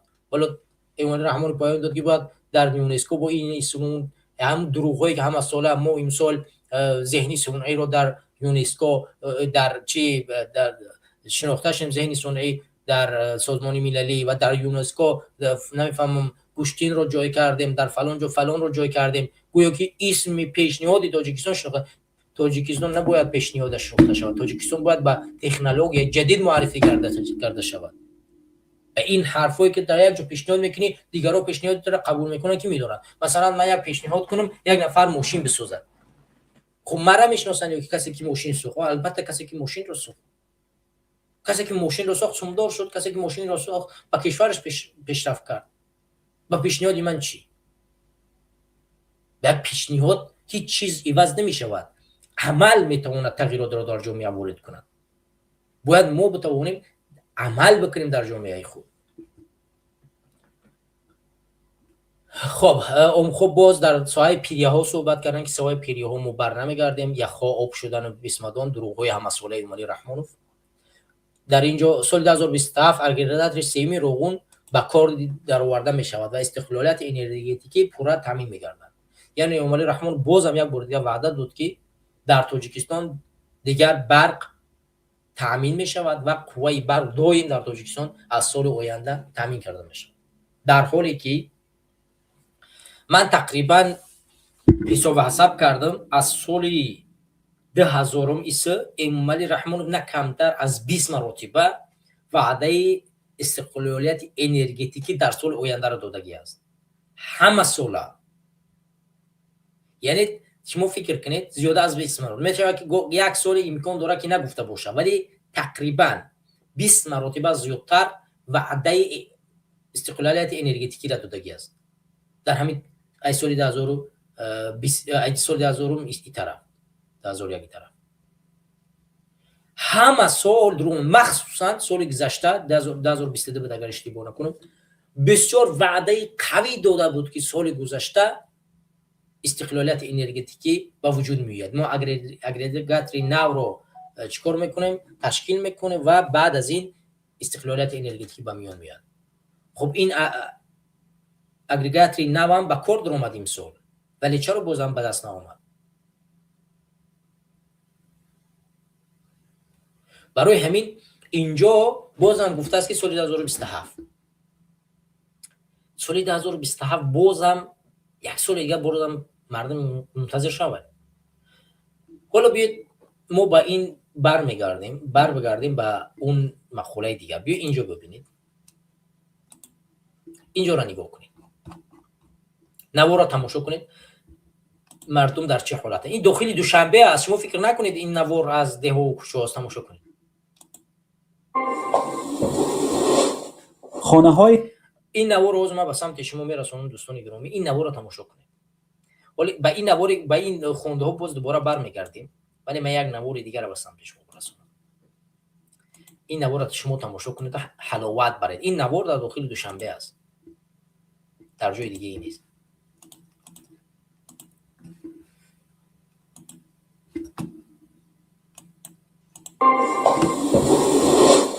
خانه های سرد و دستگاه های گرمه‌دهی بدون گرمه در روزهای اول زمستان. این صحنه بعضی از بلند آشانه های دوشنبه است که ساکنانش از درست کار نکردن شبکه های گرمه‌دهی شکایت دارند. سوخته است خنکی را پوچون گریل کرا گرم کردگی موندگیم. اینا بخپیم باور نکنین تپلینیو را بینین گرمیش هم نمیفهمی. اینجا محله مشهور بداک در ناحیه شاه منصوری پایتخت است. ساکنان شکوه دارند که با وجود درست کار نکردن شبکه‌های گرمه‌دهی، مقامات از ماه اکتبر پول آب گرم را از آنها میگیرند. падезо турбоҳо гарманд, хонаҳо хнуканд. Ай боло ҳам турба ширшир об мебиён, не ки оби гарм нест, дар ҳақиқат нест. Не ки вақте ки пули об мебиён, гармидиҳӣ талаб мекунанд. Ҳамира ҳисоб мекунанд. Ай мо талаб мекунанд вақте ки дар хона оби гарм нест, ҳамира мо чӣ хел пардохт кунем? бахшиш дӯстон, интернет ба назарам вазъиятш безиб аст ё ин ки навор безиб аст? Рӯдакӣ 86 зиндагонӣ мекунем. Хиёбони Рӯдакӣ, хонаи 86. Мана имрӯз аллакай зимистон сар шудасту батареяи мо тамоман гарм намешавад. Ҳамин ба зур ширгарм. Ана бар ин тарафа нигоҳ кунед, мо фақат ана хел печка монда хоб меравем. در دوشنبه 2 مرکز برق و گرم‌دهی فعال که زیر نظارت شرکت برق تاجیک کار می‌کنند. سخنگوی این شرکت میگوید که در کار این مرکزها یگان مشکلی نیست. از جانب مرکزهای برق و گرم‌دهی شهر دوشنبه 1 و 2 گوییم در حالت کاری است، در حالت مقرری است، یگان مشکلات در این باره نیست. جهت انتقال گرمی به اهالی مسئولیت رسانیدن آب گرم از مرکزهای برق و گرم‌دهی تا بناهای استقامتی را شبکه‌های گرم‌دهی دوشنبه به عهده دارد. در شبکه‌های گرم‌دهی دوشنبه حاضر نشدند که در نزد دوربین صحبت کنند، اما یک نماینده این اداره در صحبتی بدون میکروفون گفت آنها همان مقدار آب گرمی را که از مرکزهای برق و گرم‌دهی می‌گیرند تا به ساکنان می‌رسانند. با گفته همصحبت ما در این اداره نرسیدن گرمی در بعضی از منزل‌های ساکنان دوشنبه از چند عامل وابستگی دارد، از جمله از اینکه قبورهای همان بنا مشکل دارند و یا اینکه در منزل ساکنان چه مشکلی هست. با گفته این همصحبت ما باید در هر یک شکایت علاوه بررسی شده و در جایش حل کرده شود. خود مقامات نیز کمبود گرمی را در خانه‌های مردم در پایتخت رد نمی‌کنند. آژانس نظارت در ساحه انرژتیک تاجیکستان ماه نوامبر بعد سنجش اعلام کرد که تامین خانه‌های ساکنان با گرمی در شهر دوشنبه به قدر ضروری نیست.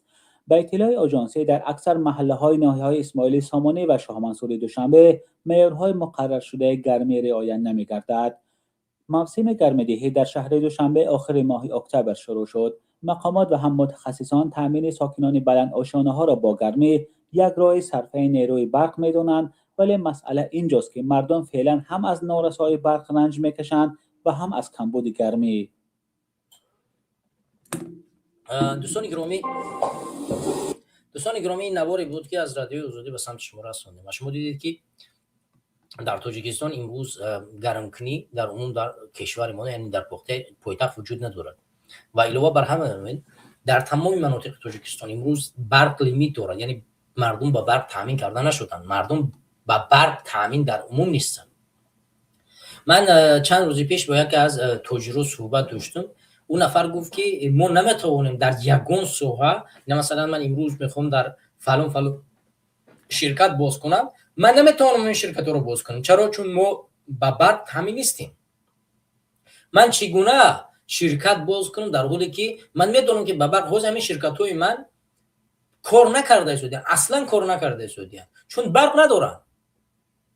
یگان لینیه مخصوصی برای تجاری وجود ندارد که ما تاجرها بتوانیم یعنی برق رو دائم استفاده بریم حد امکان همین ساعتایی که ما کار میکنیم.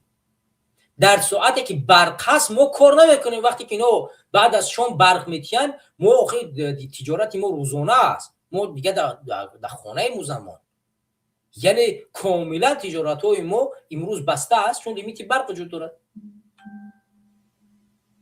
پس چگونه می شود انتظار داشت که امام رحمان حرفاش با حرفای دیگرش درست است؟ بیاید دوام مقاله امام رحمان رو میخونیم. این رو بازم به این نوار برمیگردیم، به این نوار نیو با همین پیجی که ما این حال هستیم به این پیج برمیگردیم، چون در این پیج اول صحبت های امام رحمان وجود دارد. به اینها شاید کمی نظر بکنیم، ولی بیاید بازم دوام رو از فیسبوک ببینیم چندی مدت، بعد برمیگردیم به صحبت های امام رحمان.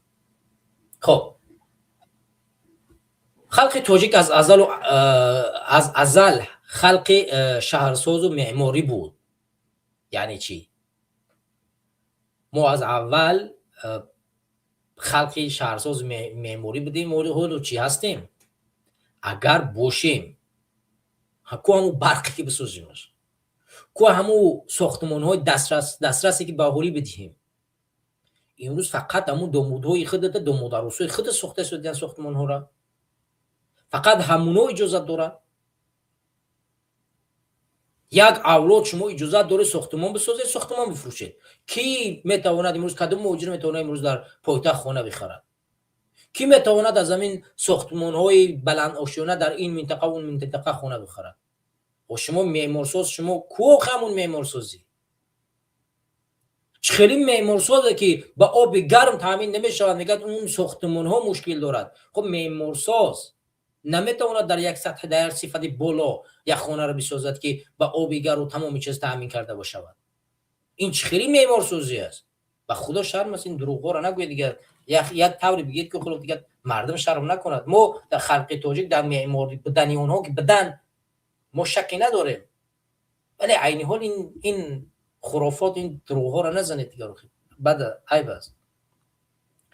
خب سال 2027 اگریگات سیوم نو روغون با کار در آورده می شود و استقلالیت انرژی پورا تامین می گردد. باز همون دروغی شخداری که ده باشید می زند.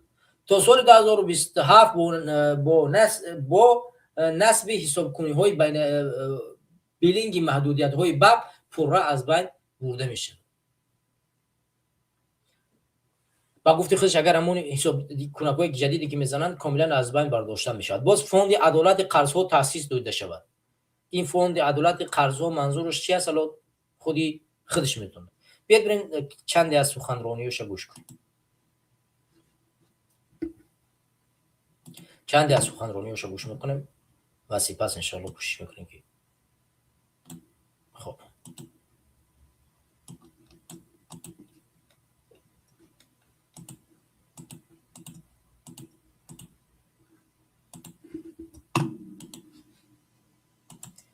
این سخنرانی های مولی رحمانوف است در تلویزیون ورزش.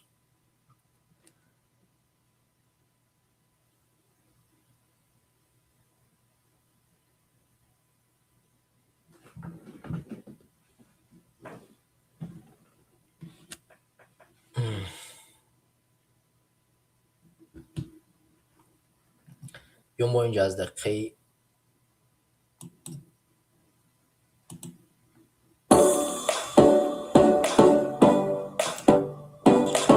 ما همین رکلمش هم بگذاریم دوستان که تلفن یوتیوب ما پرمیوم ندارد و او میتونه مشکلی همین همه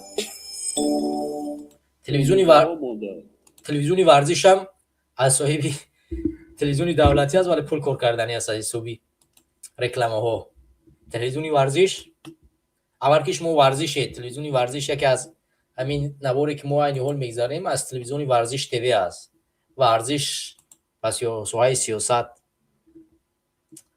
این بسیار نادرست است. سوهای ورزش تلویزیونی ورزش شما تلویزیون هستید که استفاده شوی پرزیدنت تأثیر عامل انسانی را در تمام ساحه‌ها و همه گونه مناسبت‌های مالیوی کاهش. یک مثال عادی میارم. در سال‌های گذشته یعنی تا جاری نبودن تکنولوژی‌های معاصر حساب و پرداخت نیروی برق، نظام رقمی بینید که در حسابات شبکه‌های برق 30% اهالی حق استفاده نیروی برق را پرداخت نمی‌کرد. یعنی که موافق معلومات برق تاجیک گویا اهالی پول برق را نمی‌دریافت. بعد از جاری شدن نظام نوی بینگی 100% اهالی همچون پورا پرداخت کننده حق استفاده نیروی برق به حساب گرفته میشه. در پورا جاری نمودن و عمومی گردانیدن سامانه یگانه خدمت رسانی‌های دولتی تدبیرهای تأخیر ناپذیر. یه بار دیگه اینجا رو گوش کنید دوباره اینجا گوش کنید. ما را ضرور است که روند اداره کنی دولتی را با استفاده از تکنولوژی‌های رقمی دیگر پول نقد نیست.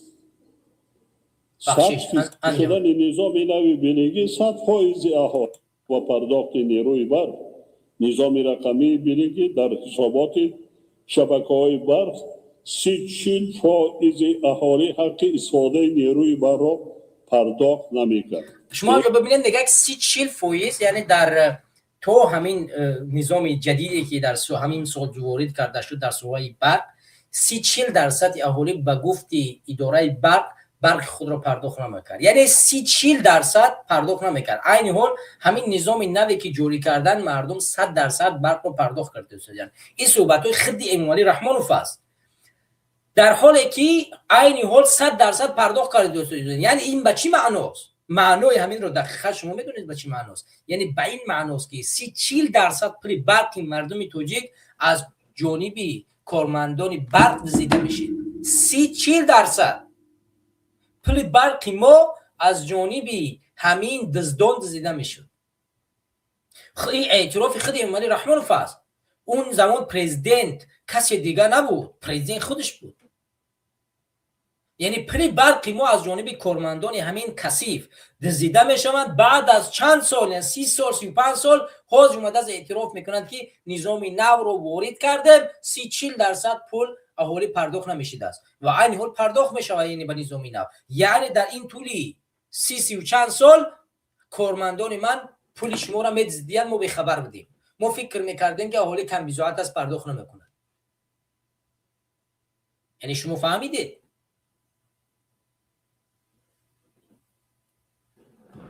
دومش رو گوش کنید. اینه که موافق معلومات برقی تاجیک گویا اهالی پول برق را نمی‌دزدند. بعد از جاری شدن نظام نوی بینگی 100% اهالی همچون پوره پرداخت کننده حق استفاده نیروی برق به حساب گرفته می شود در 11 ماه. یعنی وقتی که ما غیر نقدی گذراندیم و دیگر پول نقد نیست، 100% کار در دیگر طرف.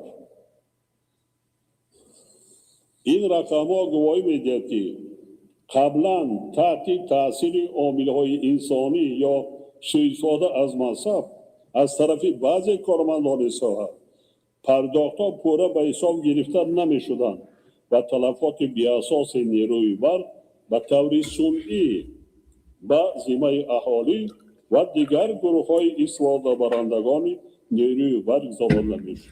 حتی خودش اهالی و ماشین‌های آبکش خودش به همین چیز اقرار میکند به همین کار شده که بله از جانب کارمندان ولی چرا نسبت همین کارمندان پرونده جنایی باز کردن نمی‌شود؟ چرا باید اداره برق پاسخگوی چنین یک مشکلات نباشد؟ کی پاسخگوی چنین یک مشکلاتی است که امروز شما معین کرده اید اینقدر پول برق از جانب همین کارمندان دزدیده می‌شده است؟ پاسخگو کی است؟ کسی را به جوابگری کشیده شما؟ به حرف زدن، به دروغ گفتن نمی‌شود که پیش رفت. کی را نسبتش پرونده جنایی باز کرده؟ خودتون اعتراف میکنید ولی نسبت کسی پرونده جنایی باز کرده نمیشه. این ننگ است. شما کجا را نگه دارید؟ شما که خود را رئیس جمهور میشمرید. وقتی که خبر هستید، میدونید از همین نظام، میدونید که نمی فرسوده شده است، اینجا دزدی و غارتگری وجود دارد. در همین نظامی که شما وارد کردید 30-40% از مبلغی که می اومده است هم دزدیده میشده است. شما میفهمید، یعنی خبر شدید چگونه با جوابگری، چگونه پرونده باز نمیکنید، چگونه شما با جوابگری نمیکشید کارمندان رو، کارمندای صاحب برق رو. پول رو از اهالی جمع آوری میکردن و پول مبلغ رو سوء استفاده کرده صنعی بر رو با اهالی و ماشین های آبکش بار میکردن، یعنی قرضدار میکردن. این تلفات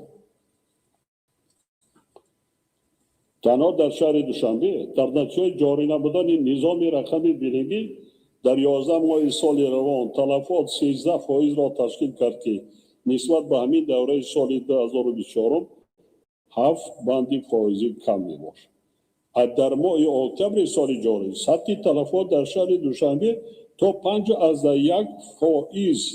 از 15.1% اکتبر سال 24 یعنی 10 بندی فائزی کم کرده شد.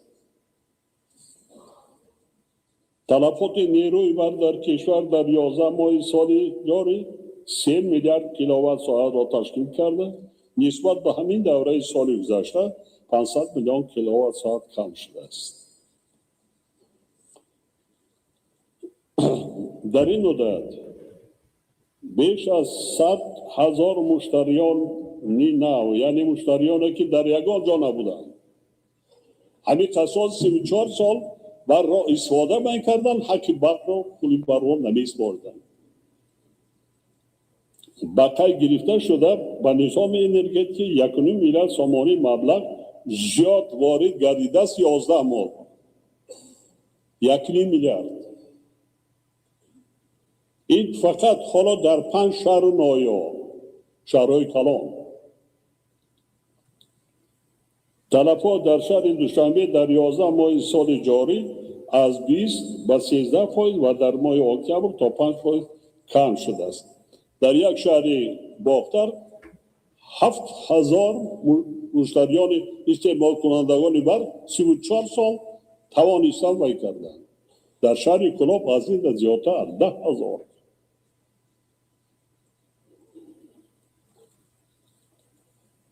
وزارت‌های مالیه، رشد اقتصاد و سودا، بانک ملی و کمیته انداز و صادر کرده می‌شوند که در همکاری با دیگر وزارت و اداره‌های داخلی جهت گزارش پوره و روند رقمی اداره مالیه دولتی، جاری نمودن استانداردهای بین‌المللی و حسابگیری و حسابات دهی مالیوی در همه سوبیکت‌های خواجگیدار، صرف نظر از شکل مالکیت آنها کاربری نمایند.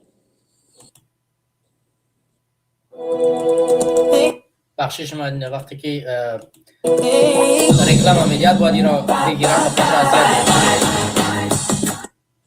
ساحه کشاورزی در تمام دنیا، حتی کشورهای متمدن، کشورهای از لحاظ تکنولوژی پیشرفتگی، اکثریت کل مردمشان در ساحه اگراری و با جای کار تامین میشه. ما این را باید فراموش نکنیم. وزارت‌های عدلیه، کشاورزی، مالیه، رشد اقتصاد و سودا، کمیته انداز و خدمات گمرک یکی دستگیری ساحه پختکاری تا به اعتدال آمدن وضع ساحه، پیشنهادهای ضروری را دایی به وارد نمودن تغییرات داخلدار و سندهای معیاری حقوقی در مهلت 2 ماه با حکومت مملکت منظور نمایند. تأکید می‌نمایم که هاستمانگردانی فعالیت ثمرناک خواجگی‌های پختکار مسئله مهم در این سهم میباشد. وکیلان محترم،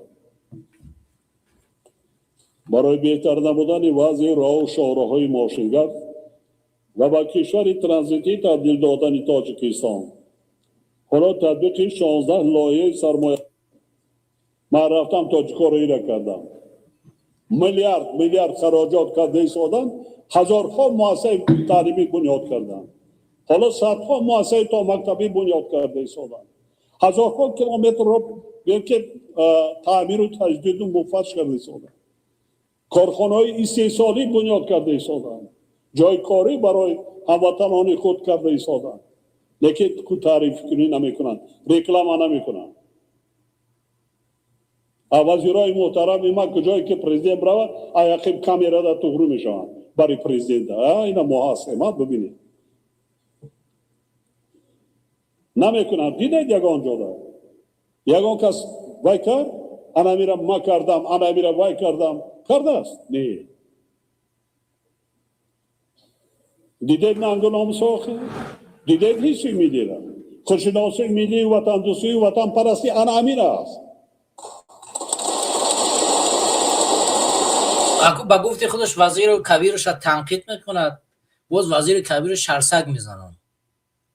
در کجا شما این چیز رو دیدید؟ هم تنقیدت میکنن هم قرصک میزنن. و جای اینکه بگو که نه رئیس جمهور شما دروغ میگوید، من کار میکنم، پورانه میکنم، خدمت میکنم، برعکس بونه ما هم پورا میگم هم قرصک میزنم. این دروغگویی و افسانه بازی و اسپکتاکل یک جامعه اینمی است که چگونه برای اسپکتاکل ایجاد میکنن، بازی میکنن، همچون یک اکتور میان میگه بله اینا من تو اکتور دیگه، تو تا تیجت همچون یک اکتور بازی کردی، همچون سیاستمدار، همچون خدمتگزار مردم نیستی. بعد من تو میگم تو قرصک میزنی، بله راست گفتی من اینجا به کار ششتم معاش گرفته شدم، من اسمم وزیره وگرنه من یک خرم اینجا. یعنی با این سطح کنون.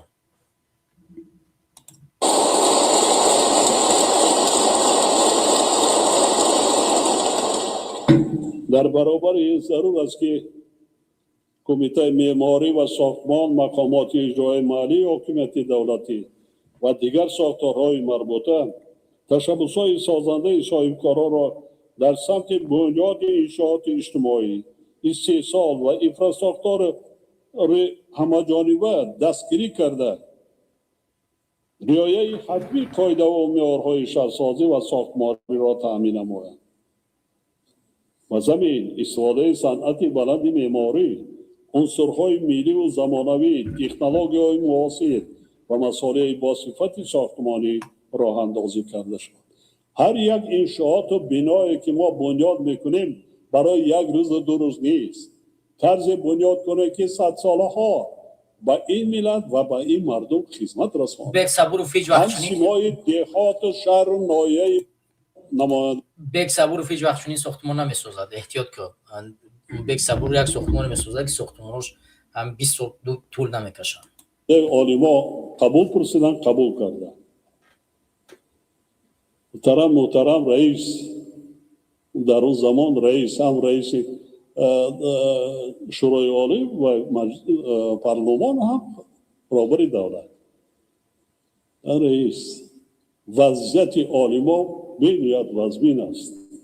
با کار برآمدن نمیتوانند چون که هر روز یک تاییشان برده کشته ایستادند. زندگی اولیویشان بعد بسیارش برآمده رفته ایستادند. معاش نیست، نفقه نیست، بازار هم نیست کو، لیکن مبلغی ندارند که نان خورند و زندگیشان را پیش برند. من در همون دوره دعوت کردم وزیر مالیه بانک ملی قومدین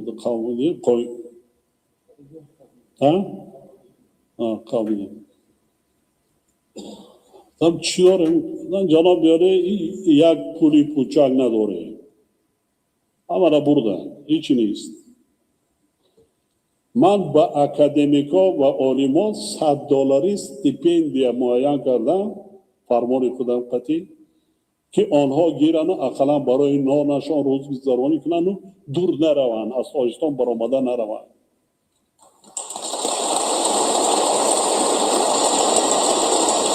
حالا همون استیپندیو با همین اکادمیکا، با همین دانشمندان، با همین روزنامه‌نگاران در کجا است؟ آخه شما بزرگترین دانشمند اکادمیک توجیک رو برده زندان کرد. ده‌ها دانشمند ما امروز در زندان است. شکرجان حکیمов پروفسور است، پروفسور علوم حقوق است، برده زندان کرده. یکی از مشهورترین نویسنده توجیک عبدالقادر رو برده زندان کرده. هزارها نویسنده، شاعر و بزرگ این کشور رو خانشین کرده، بیرون از کشور کرده. شما چگونه دروغ میگوید؟ این دروغ، این خاکپوشی به چشم مردم چگونه است؟ قرصک زنی از جانب همین دروغگو و چاپلوسو.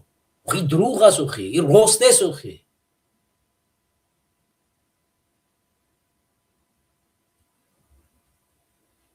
شما کی نمیم بیاید یک 3-4 تا همین عالمایی که همین شما همین کارا کردید اسم ببرید. کدام عالما را شما همین گونه اسپیدین یا از جانب پرزیدنت جلو کردید، از جانب خودتون؟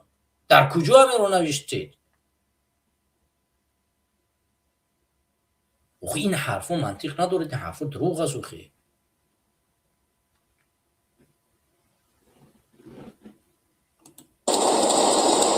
امروز باز میگویم به شما، مسجدها را ساختیم. مسجدها امروز اگر جمع کنیم از همه آسیای مرکزی در مجموع تاجیکستان 2 برابر زیاد است. بس مسلمانی ما را هیچ کس نمیگیرد. مسلمانی ما از خودمان. انا که وقتی این آموختن، کسب آموختن، هنر آموختن، بلند برداشتن سطح معرفتی ملت تاجیکان است. خب در کجا دین مبین اسلام منع کرده است آموزش کسب رو؟ در کجا آموزش علم رو منع کرده است؟ در کجا؟ همین کسانی که امروز ما از اونها افتخار میکنیم اولا خودشان دین رو آموختن و سپس علومی انسانی رو آموخته و تجرید کردن. در کجا شما دیدید که دین اسلام به سبب پسروی مردم شده باشد؟ ما بحث است برای ما امروزه مسجد ساختن. ما از هم مسجد زیاد داریم و باید دیگر درس‌های علم. خب این دین کجا علم رو منع کرده است؟ در کجا گفته است که یک دین گفته است که کسب نآموزید؟ برعکس در زمان حضرت عمر رضی الله عنه مردم رو از مسجد بیرون میکردن که برای از دم کسب و کارتان شوید. در اینجا به نماز خوندن توخه نمیشود پروردگار رزق شما را نمیدهد. این همجا نماز خوند دعای درکارت خیز رو از دم کار و کسب و کارت شو. آخه کسب در آموختن رزق روزی را پیدا کردن این جزئی دین اسلام است. اقرا خواندن علم جزئی از دین مبین اسلام است. این حرفای شما میزنید اساس ندارد. این تحقیر به اسلام و مسلمانیت است، تحقیر به دین ما است. دین ما خودش علم است، آموزش علم تشویق میکند، کسب آموختن را تشویق میکند، دست بالا داشتن را تشویق میکند. همیشه در دین ما گفته است که بالا بودن یعنی دارا بودن بالاتر از کم بغل بودن است. هر کسی که دستش دهنده است بالاتر از دست گیرنده است. این رو بر اساس کسب نه آموزی نه بعد پلدار نشه چگونه دستت بالا می شود؟ اگر علم نداشته باشید کار نکنید دارا نشوید چگونه دستت بالاتر می شود؟ هر کسی که علم نداشته باشد این جهت ها را از دین اسلام نمیفهمد. پس این حرفا منطق ندارد. وقتی که شما اتهام میزنید به دین ما نفهمیده، این رو باید شما در نادانی و ناسوادی خودتان بدانید. دین ما هرگز چنین نیست که شما او را تشویق میکنید یا که تعریف میکنید. دین ما دین پاکیزه، دین علم، دین هدایت، دین انسانیت و دین بشریت است. دینی است که از او همه چیز را میشه آموخت. دینی است که تشویق میکند برای پیشرفتی این دنیا. دینی رحم دیلی است که تشویق میکند به کمک کردن یکدیگر. اگر دینی ما دین علم و دانش نبود، وقتی که اسیرانی که در مدینه اومدن رسول خدا صلی الله علیه و سلم به اونها گفت که هر کسی که با 3-4 مسلمان تا 5 مسلمان علم به آموزد، نوشتن و خواندن رو به آموزد، از اسیریش نجات میتواند آزاد شود برود. نوشتن و خواندن رو به یک مسلمان بیاموزد و او جواب می شود. این خودش آموزش کسب نیست مگر؟ اسیر رو بر اساس اون چیزی که یک مسلمان رو علم می آموزد جواب می دهد. این رو میگویند دینی اساسی اسلام. این دینی که در تصورهای شما هست، در افکار شما میگردد، ما نمیدونیم کدام دین است. از مسلمانیت، از دین اسلام شما چی برداشته داره؟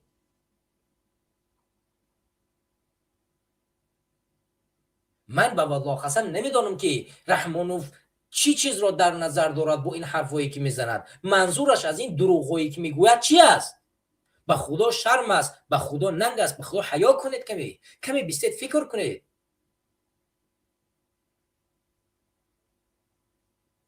اینجا روی راست به دین ما تحقیر کرد، روی راست به دین ما اتهام زد، روی راست مردم ما را در مسلمانی بدنشان، در راست بودن دینشان، در تجریج یعنی تشویق کردن دین اسلام به علم و دانش را زیر سوال بود.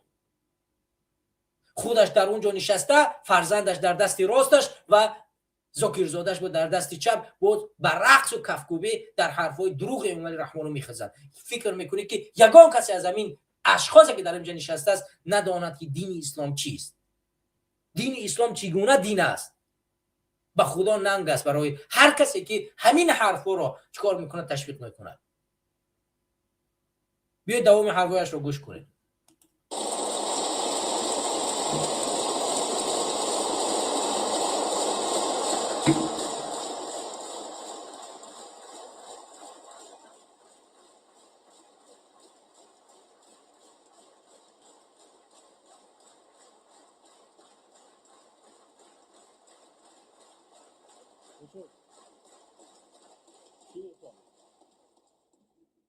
من باز میگویم، روی راست میگویم، با خرافات دولت ترقی نمی کند.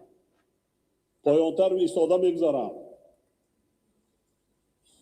از یگان باید تمام مردم ما رو بیاریم. بینید دولت هایی که در دنیا ترقی کرده و پیشرفته هستند از لحاظ علمی تکنولوژی جاها، خب در همه ساحه، اما در کجا قرار داریم؟ 90% بازار ما امروز تمام زندگی ما از خارجه است. ما در آسیا و دیگرها آب ریخته ایستادیم. بایگری ما بیرون رفته ایستاده است.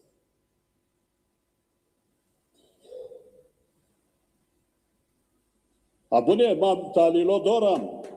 دولت‌هایی که بعضا سبزوات ندارن، حتی آبی آشامیدنی ندارن، عقل پیشرفته، سواد، خب تکنولوژی اختراع کرده، بزرگترین دولت‌های دنیا از لحاظ اقتصادی، از لحاظ تکنولوژی محتاج به کسی نیست.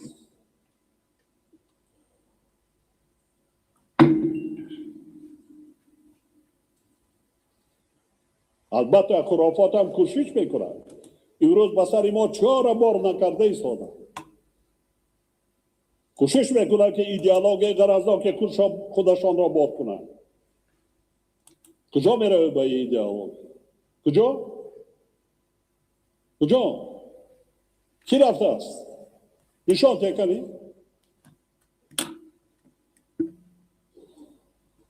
در خودی هر یک دیه، در هر یک نایه، هر شهر بینتون آیلایی که هنرمند هستند، آیلایی که دانشمند هستند، آیلایی که نفرهایی که صاحب کسب و هنر هستند چگونه زندگی دارند. Join Sky TV with Sky Sports and بخشید دوستان گرامی، من نمین تشویق در طرف Netflix this Christmas for £35 a month. Sky TV and Netflix. دوستان گرامی، ولی رحمانوف بسیار توهین میکنه، تحقیر میکنه نسبتی دین مبین اسلام، او را همچون یک خرافات معرفی میکند و میگوید که این دین یعنی از دیدگاه امام رحمانوف خرافات است و با خرافات پیشرفت نمیشود کرد و مسجدها زیاد است و مسلمانیت ما را کسی نمیگیرد و نباید با خرافات داده شد، نباید با کسی که برای ما ایدئولوژی جدیدی رو پیشنهاد میکند قبول کرد. منظورش از ایدئولوژی این دین مبین اسلام است، چون از دیدگاه فکری یعنی ایدئولوژی معنی ایدئولوژی برداشتن یک راه است، یک روش است، یک فکر است که او بسیار عمیق در ریشه دارد که مغز انسان رو تغییر میدهد و ایدئولوژی اسلام یعنی اسلام رو همچون ایدئولوژی، همچون یک فکر، همچون یک روش، همچون یک روند رو به مردم معرفی میکنند. بر اساس همین وقتی که ما میگن ایدئولوژی جدید، منظورش از ایدئولوژی این فکر اسلامی است که فکر اسلامی رو به شما چکار میکنن؟ جوری میکنن این خرافات است، این ظهور پرستی است. بر اساس همین رحمان در همینجا هر چی میتونه در مقابل اسلام چکار میکند؟ پرزوری میکند، میگوید ضد دین اسلام حرف میزند و کار میکند که مردم این چیز رو چکار نکنن، قبول نکنن و مردم از اسلام کنار بروند و تمام وزیر و کبیر و تمام فهمان کارمندان همین نهادها در همین جنش هستند، تشویق میکنن، قرصک میزنن، میرقصن، میخزن و دیگه تمام رحمانوف عفو زد. در حالی که من همونطوری که در بالا گفتم دین مبین اسلام پاکیزه ترین دین است، هدایت ترین دین است، یعنی بشریت رو برای راستی هدایت میکند، به بشریت کسب میآموزد، به بشریت مجبور میکند که علم بیاموزد. ما ده نمونه مثالش رو در بالا زدیم، هزارها آیت رو میتواند درباره علم آورد در همین جا برای مردم پیشنهاد کرد. از جمله اولین حرفی که در قرآن آیه که نازل شد، اقرأ بسم ربک العظیم، این حرفا نشان دادی چی است؟ این آیه نشان دادی چی است؟ اولین آیه اقرأ، بخوان. علاوه بر همین حدیث مشهوری وجود دارد که رسول خدا صلی الله علیه و سلم وقتی که اسیران مدینه را میخواست کار کند، آزاد کند، میگه هر کسی که میخواهد آزاد شود باید مسلمانی رو به نوشتن و خواندن چکار کنه؟ تعلیم بدهد. اگر مسلمانی رو به نوشتن خواندن تعلیم دادی، کسب و مختی تر از اسیری نجات میوی. هزارها نمونه مثالش وجود دارد. برای همین یعنی وقتی که سلمان اومد از علم از دانش خود چیکار کرد؟ در مدینه نشان داد که چگونه خندق بکنن، چگونه در مقابل کفار پیروز شوند. گفت سلمان از ما هست. چرا؟ چون سلمان دین داشت، سلمان اهل بیت است، سلمان دانش داشت، از دانش او استفاده کرد. برای همین دانش داشتن، علم داشتن، کسب داشتن و دست بالا بدن در دین اسلام بالاترین از هر چیز دیگه است. هیچ کسی نگفته است که دین اسلام خرافات است، مگر مالزی که بیشترین دولتی پیشرفته است امروز، مگر خرافات پرستی قطعی پیشرفته است، مگر دین اسلام با اونها که بر روش دین اسلام پیش میروند خرافات است در اونجا. مگر این حرفا منطق ندارد. دولت‌های عربی امروز امارات چگونه پیشرفت کرده است، قطر، کویت امروز به همین داشتن دین مبین اسلام چگونه پیشرفت کرده. یک معاش عربستان سعودی امروز چند سوم است؟ یک عربی امروز اماراتی معاشش چند سوم است؟ از دولت چقدر کمک میگیرد؟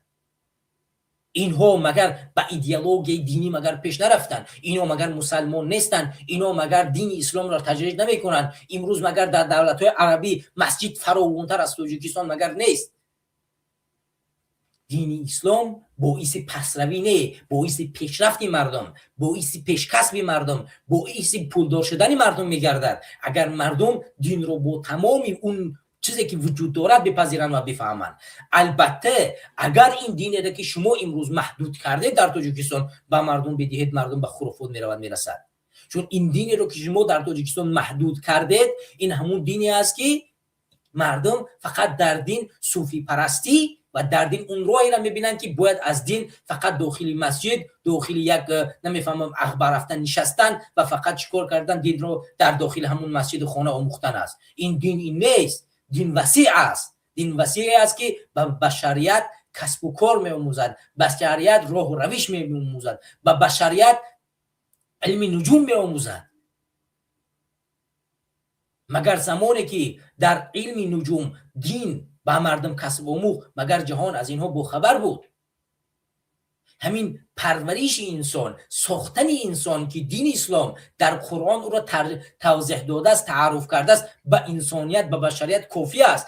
داخل انسان مثلا خود امروز علم طب میداند که فرزند چگونه به دنیا می آید، چگونه در وجود در رحم مادر به وجود می آید. دین اسلام 1400 سال پیش این علم را به مردم داد. چشم انسان که از روی چشم انسان امروز دوربین ها ساخته شده است، کامراها ساخته شده است. دین اسلام این رو کدام زمان به بشریت آموخته بود؟ خداوندی که موت را خلق کرده است تمام چیز را، این توانایی را در دست من و تو داده است که امروز ما از او استفاده ببریم و اون را اسلام برای ما آموخته است و فقط برای ما تشویق لازم است. مگر ابن سینا مسلمان نبود؟ مگر خیام که علم ریاضیات را پیشرفت داد مگر مسلمان نبود؟ الخوارزمی مگر مسلمان نبود؟ هزارها عالمی را میدونیم معرفی میکنیم که با داشتن علم اسلام، با شناختن دین اسلام توانست جهان را به علم معرفی کند که اختراع علم در دست مسلمان بود که جهان تا امروز به اون در پی نمیبرد. تو عصر 19 تمام علم طب از جانب کتاب‌های ابن سینا آموخته میشد. امروز در جهان در تمام دانشگاه‌ها نیز علم او را می‌آموزند. او مسلمان بود. نمی‌شود اینجا خرافات گفت، نمی‌شود اینجا دین اسلام رو تحقیر کرد. ننگ بر هر کسی که رحمانوف رو گوش میکند، ننگ بر هر کسی که امروز او رو چکار میکند میشنود و خاموشی را اختیار میکند. به خدا عیب است، به خدا شرم است. ما با بودن دین اسلام در تاجیکستان افتخار میکنیم، با پیشرفت دین اسلام در تاجیکستان افتخار میکنیم و امیدواریم که دین اسلام با اون اصالتی که با اون پررگی که وجود دارد مردم تاجیکستان را چکار میکنند؟ مستحکم میکند، در راه پیشرفت کمک میکند و آینده تاجیکستان با بودن دین اسلام گل شکوفان میشود. نمیشود عقیده رو، دین رو از مردم گرفت و بعد مردم رو ساخت. امکان ندارد و مردم مسلمان تاجیکستان به این کار پیشرفت نمیکنند. با 4 تا وزیر و کبیری که امروز از دین خارج کرده نمیشود پیشرفت کرد. همین گونه که بشار اسد بدبخت توانست ملت خود را با ظلم و ستم، با اونه که علی پرستی، یعنی خودش را میگفتن که مگر خدای وجود نداره نعوذ بالله مگر اشر و صد. همین کارمندان مقامات حفظ حقوق سوریه درون بشار اسد همین حرف رو در مقابل مخالفان حکومت میزدن و میکشتن اونا رو که فقط خدا بشار اسد است نعوذ بالله. و عاقبتش چی شد؟ و تو هم امام علی رحمانو با فرزندانت با همین سرنوشت روبرو خواهی شد. سرنوشتی که امروز خانواده بشار اسد روبرو شده ایستاده است. مطمئن باش. دوستان گرامی، برنامه خیلی طولانی است و ما اگر هر چی بریم رفتن میگیریم حداقل 2 ساعت میشه در پخش مستقیم هستم و کوشش میکنیم که با در برنامه بعدی موضوع امام علی رحمانو و سخنرانی او رو نیز ادامه بدیم. اگر فرصت شد، اگر موضوع دیگری بسیار اومد پیش، شاید امکان داره که با پیش بمونیم، ولی به هر صورت کوشش میکنیم که برنامه رو طولانی نکنیم. ما وعده داده بودیم که برنامه از 1.5 ساعت طولانی تر نشود، ولی بازم این برنامه امروزه 2 ساعت طول کشید. از شما عذر میخواهیم و بابت اون که ما نتوانستیم 2 هفته با سبب‌های مسئولیت شخصی، یعنی بند بودن بنده، برنامه برگزار نشد. از شما عذر میپرسم و امیدوارم که در آینده ما بتوانیم برنامه رو در هر هفته در وقت مناسب برگزار کنیم تا شما بیننده برنامه ما باشید و کمک کنید. دوستان گرامی، 2 هفته برنامه رو برگزار نکردیم، کانال کمی در حالت بسیار خراب قرار داشت، پیشرفت نکرد و شما کوشش میکنیم که لایک کنید، پادلیسه بکنید، بیشتر کامنتاری بنویسید تا که برنامه بیشتر بیننده بگیرد، بیشتر مورد توجه مردم قرار بگیرد و ما کوشش میکنیم که هر هفته ان شاء الله در حضور شما قرار بگیریم و برنامه را پیش ببریم. شما را دیگر به خدا میسپارم، پروردگار و همه شما را در امان حفظ خودش نگه باشد. السلام علیکم و رحمت الله و برکاته.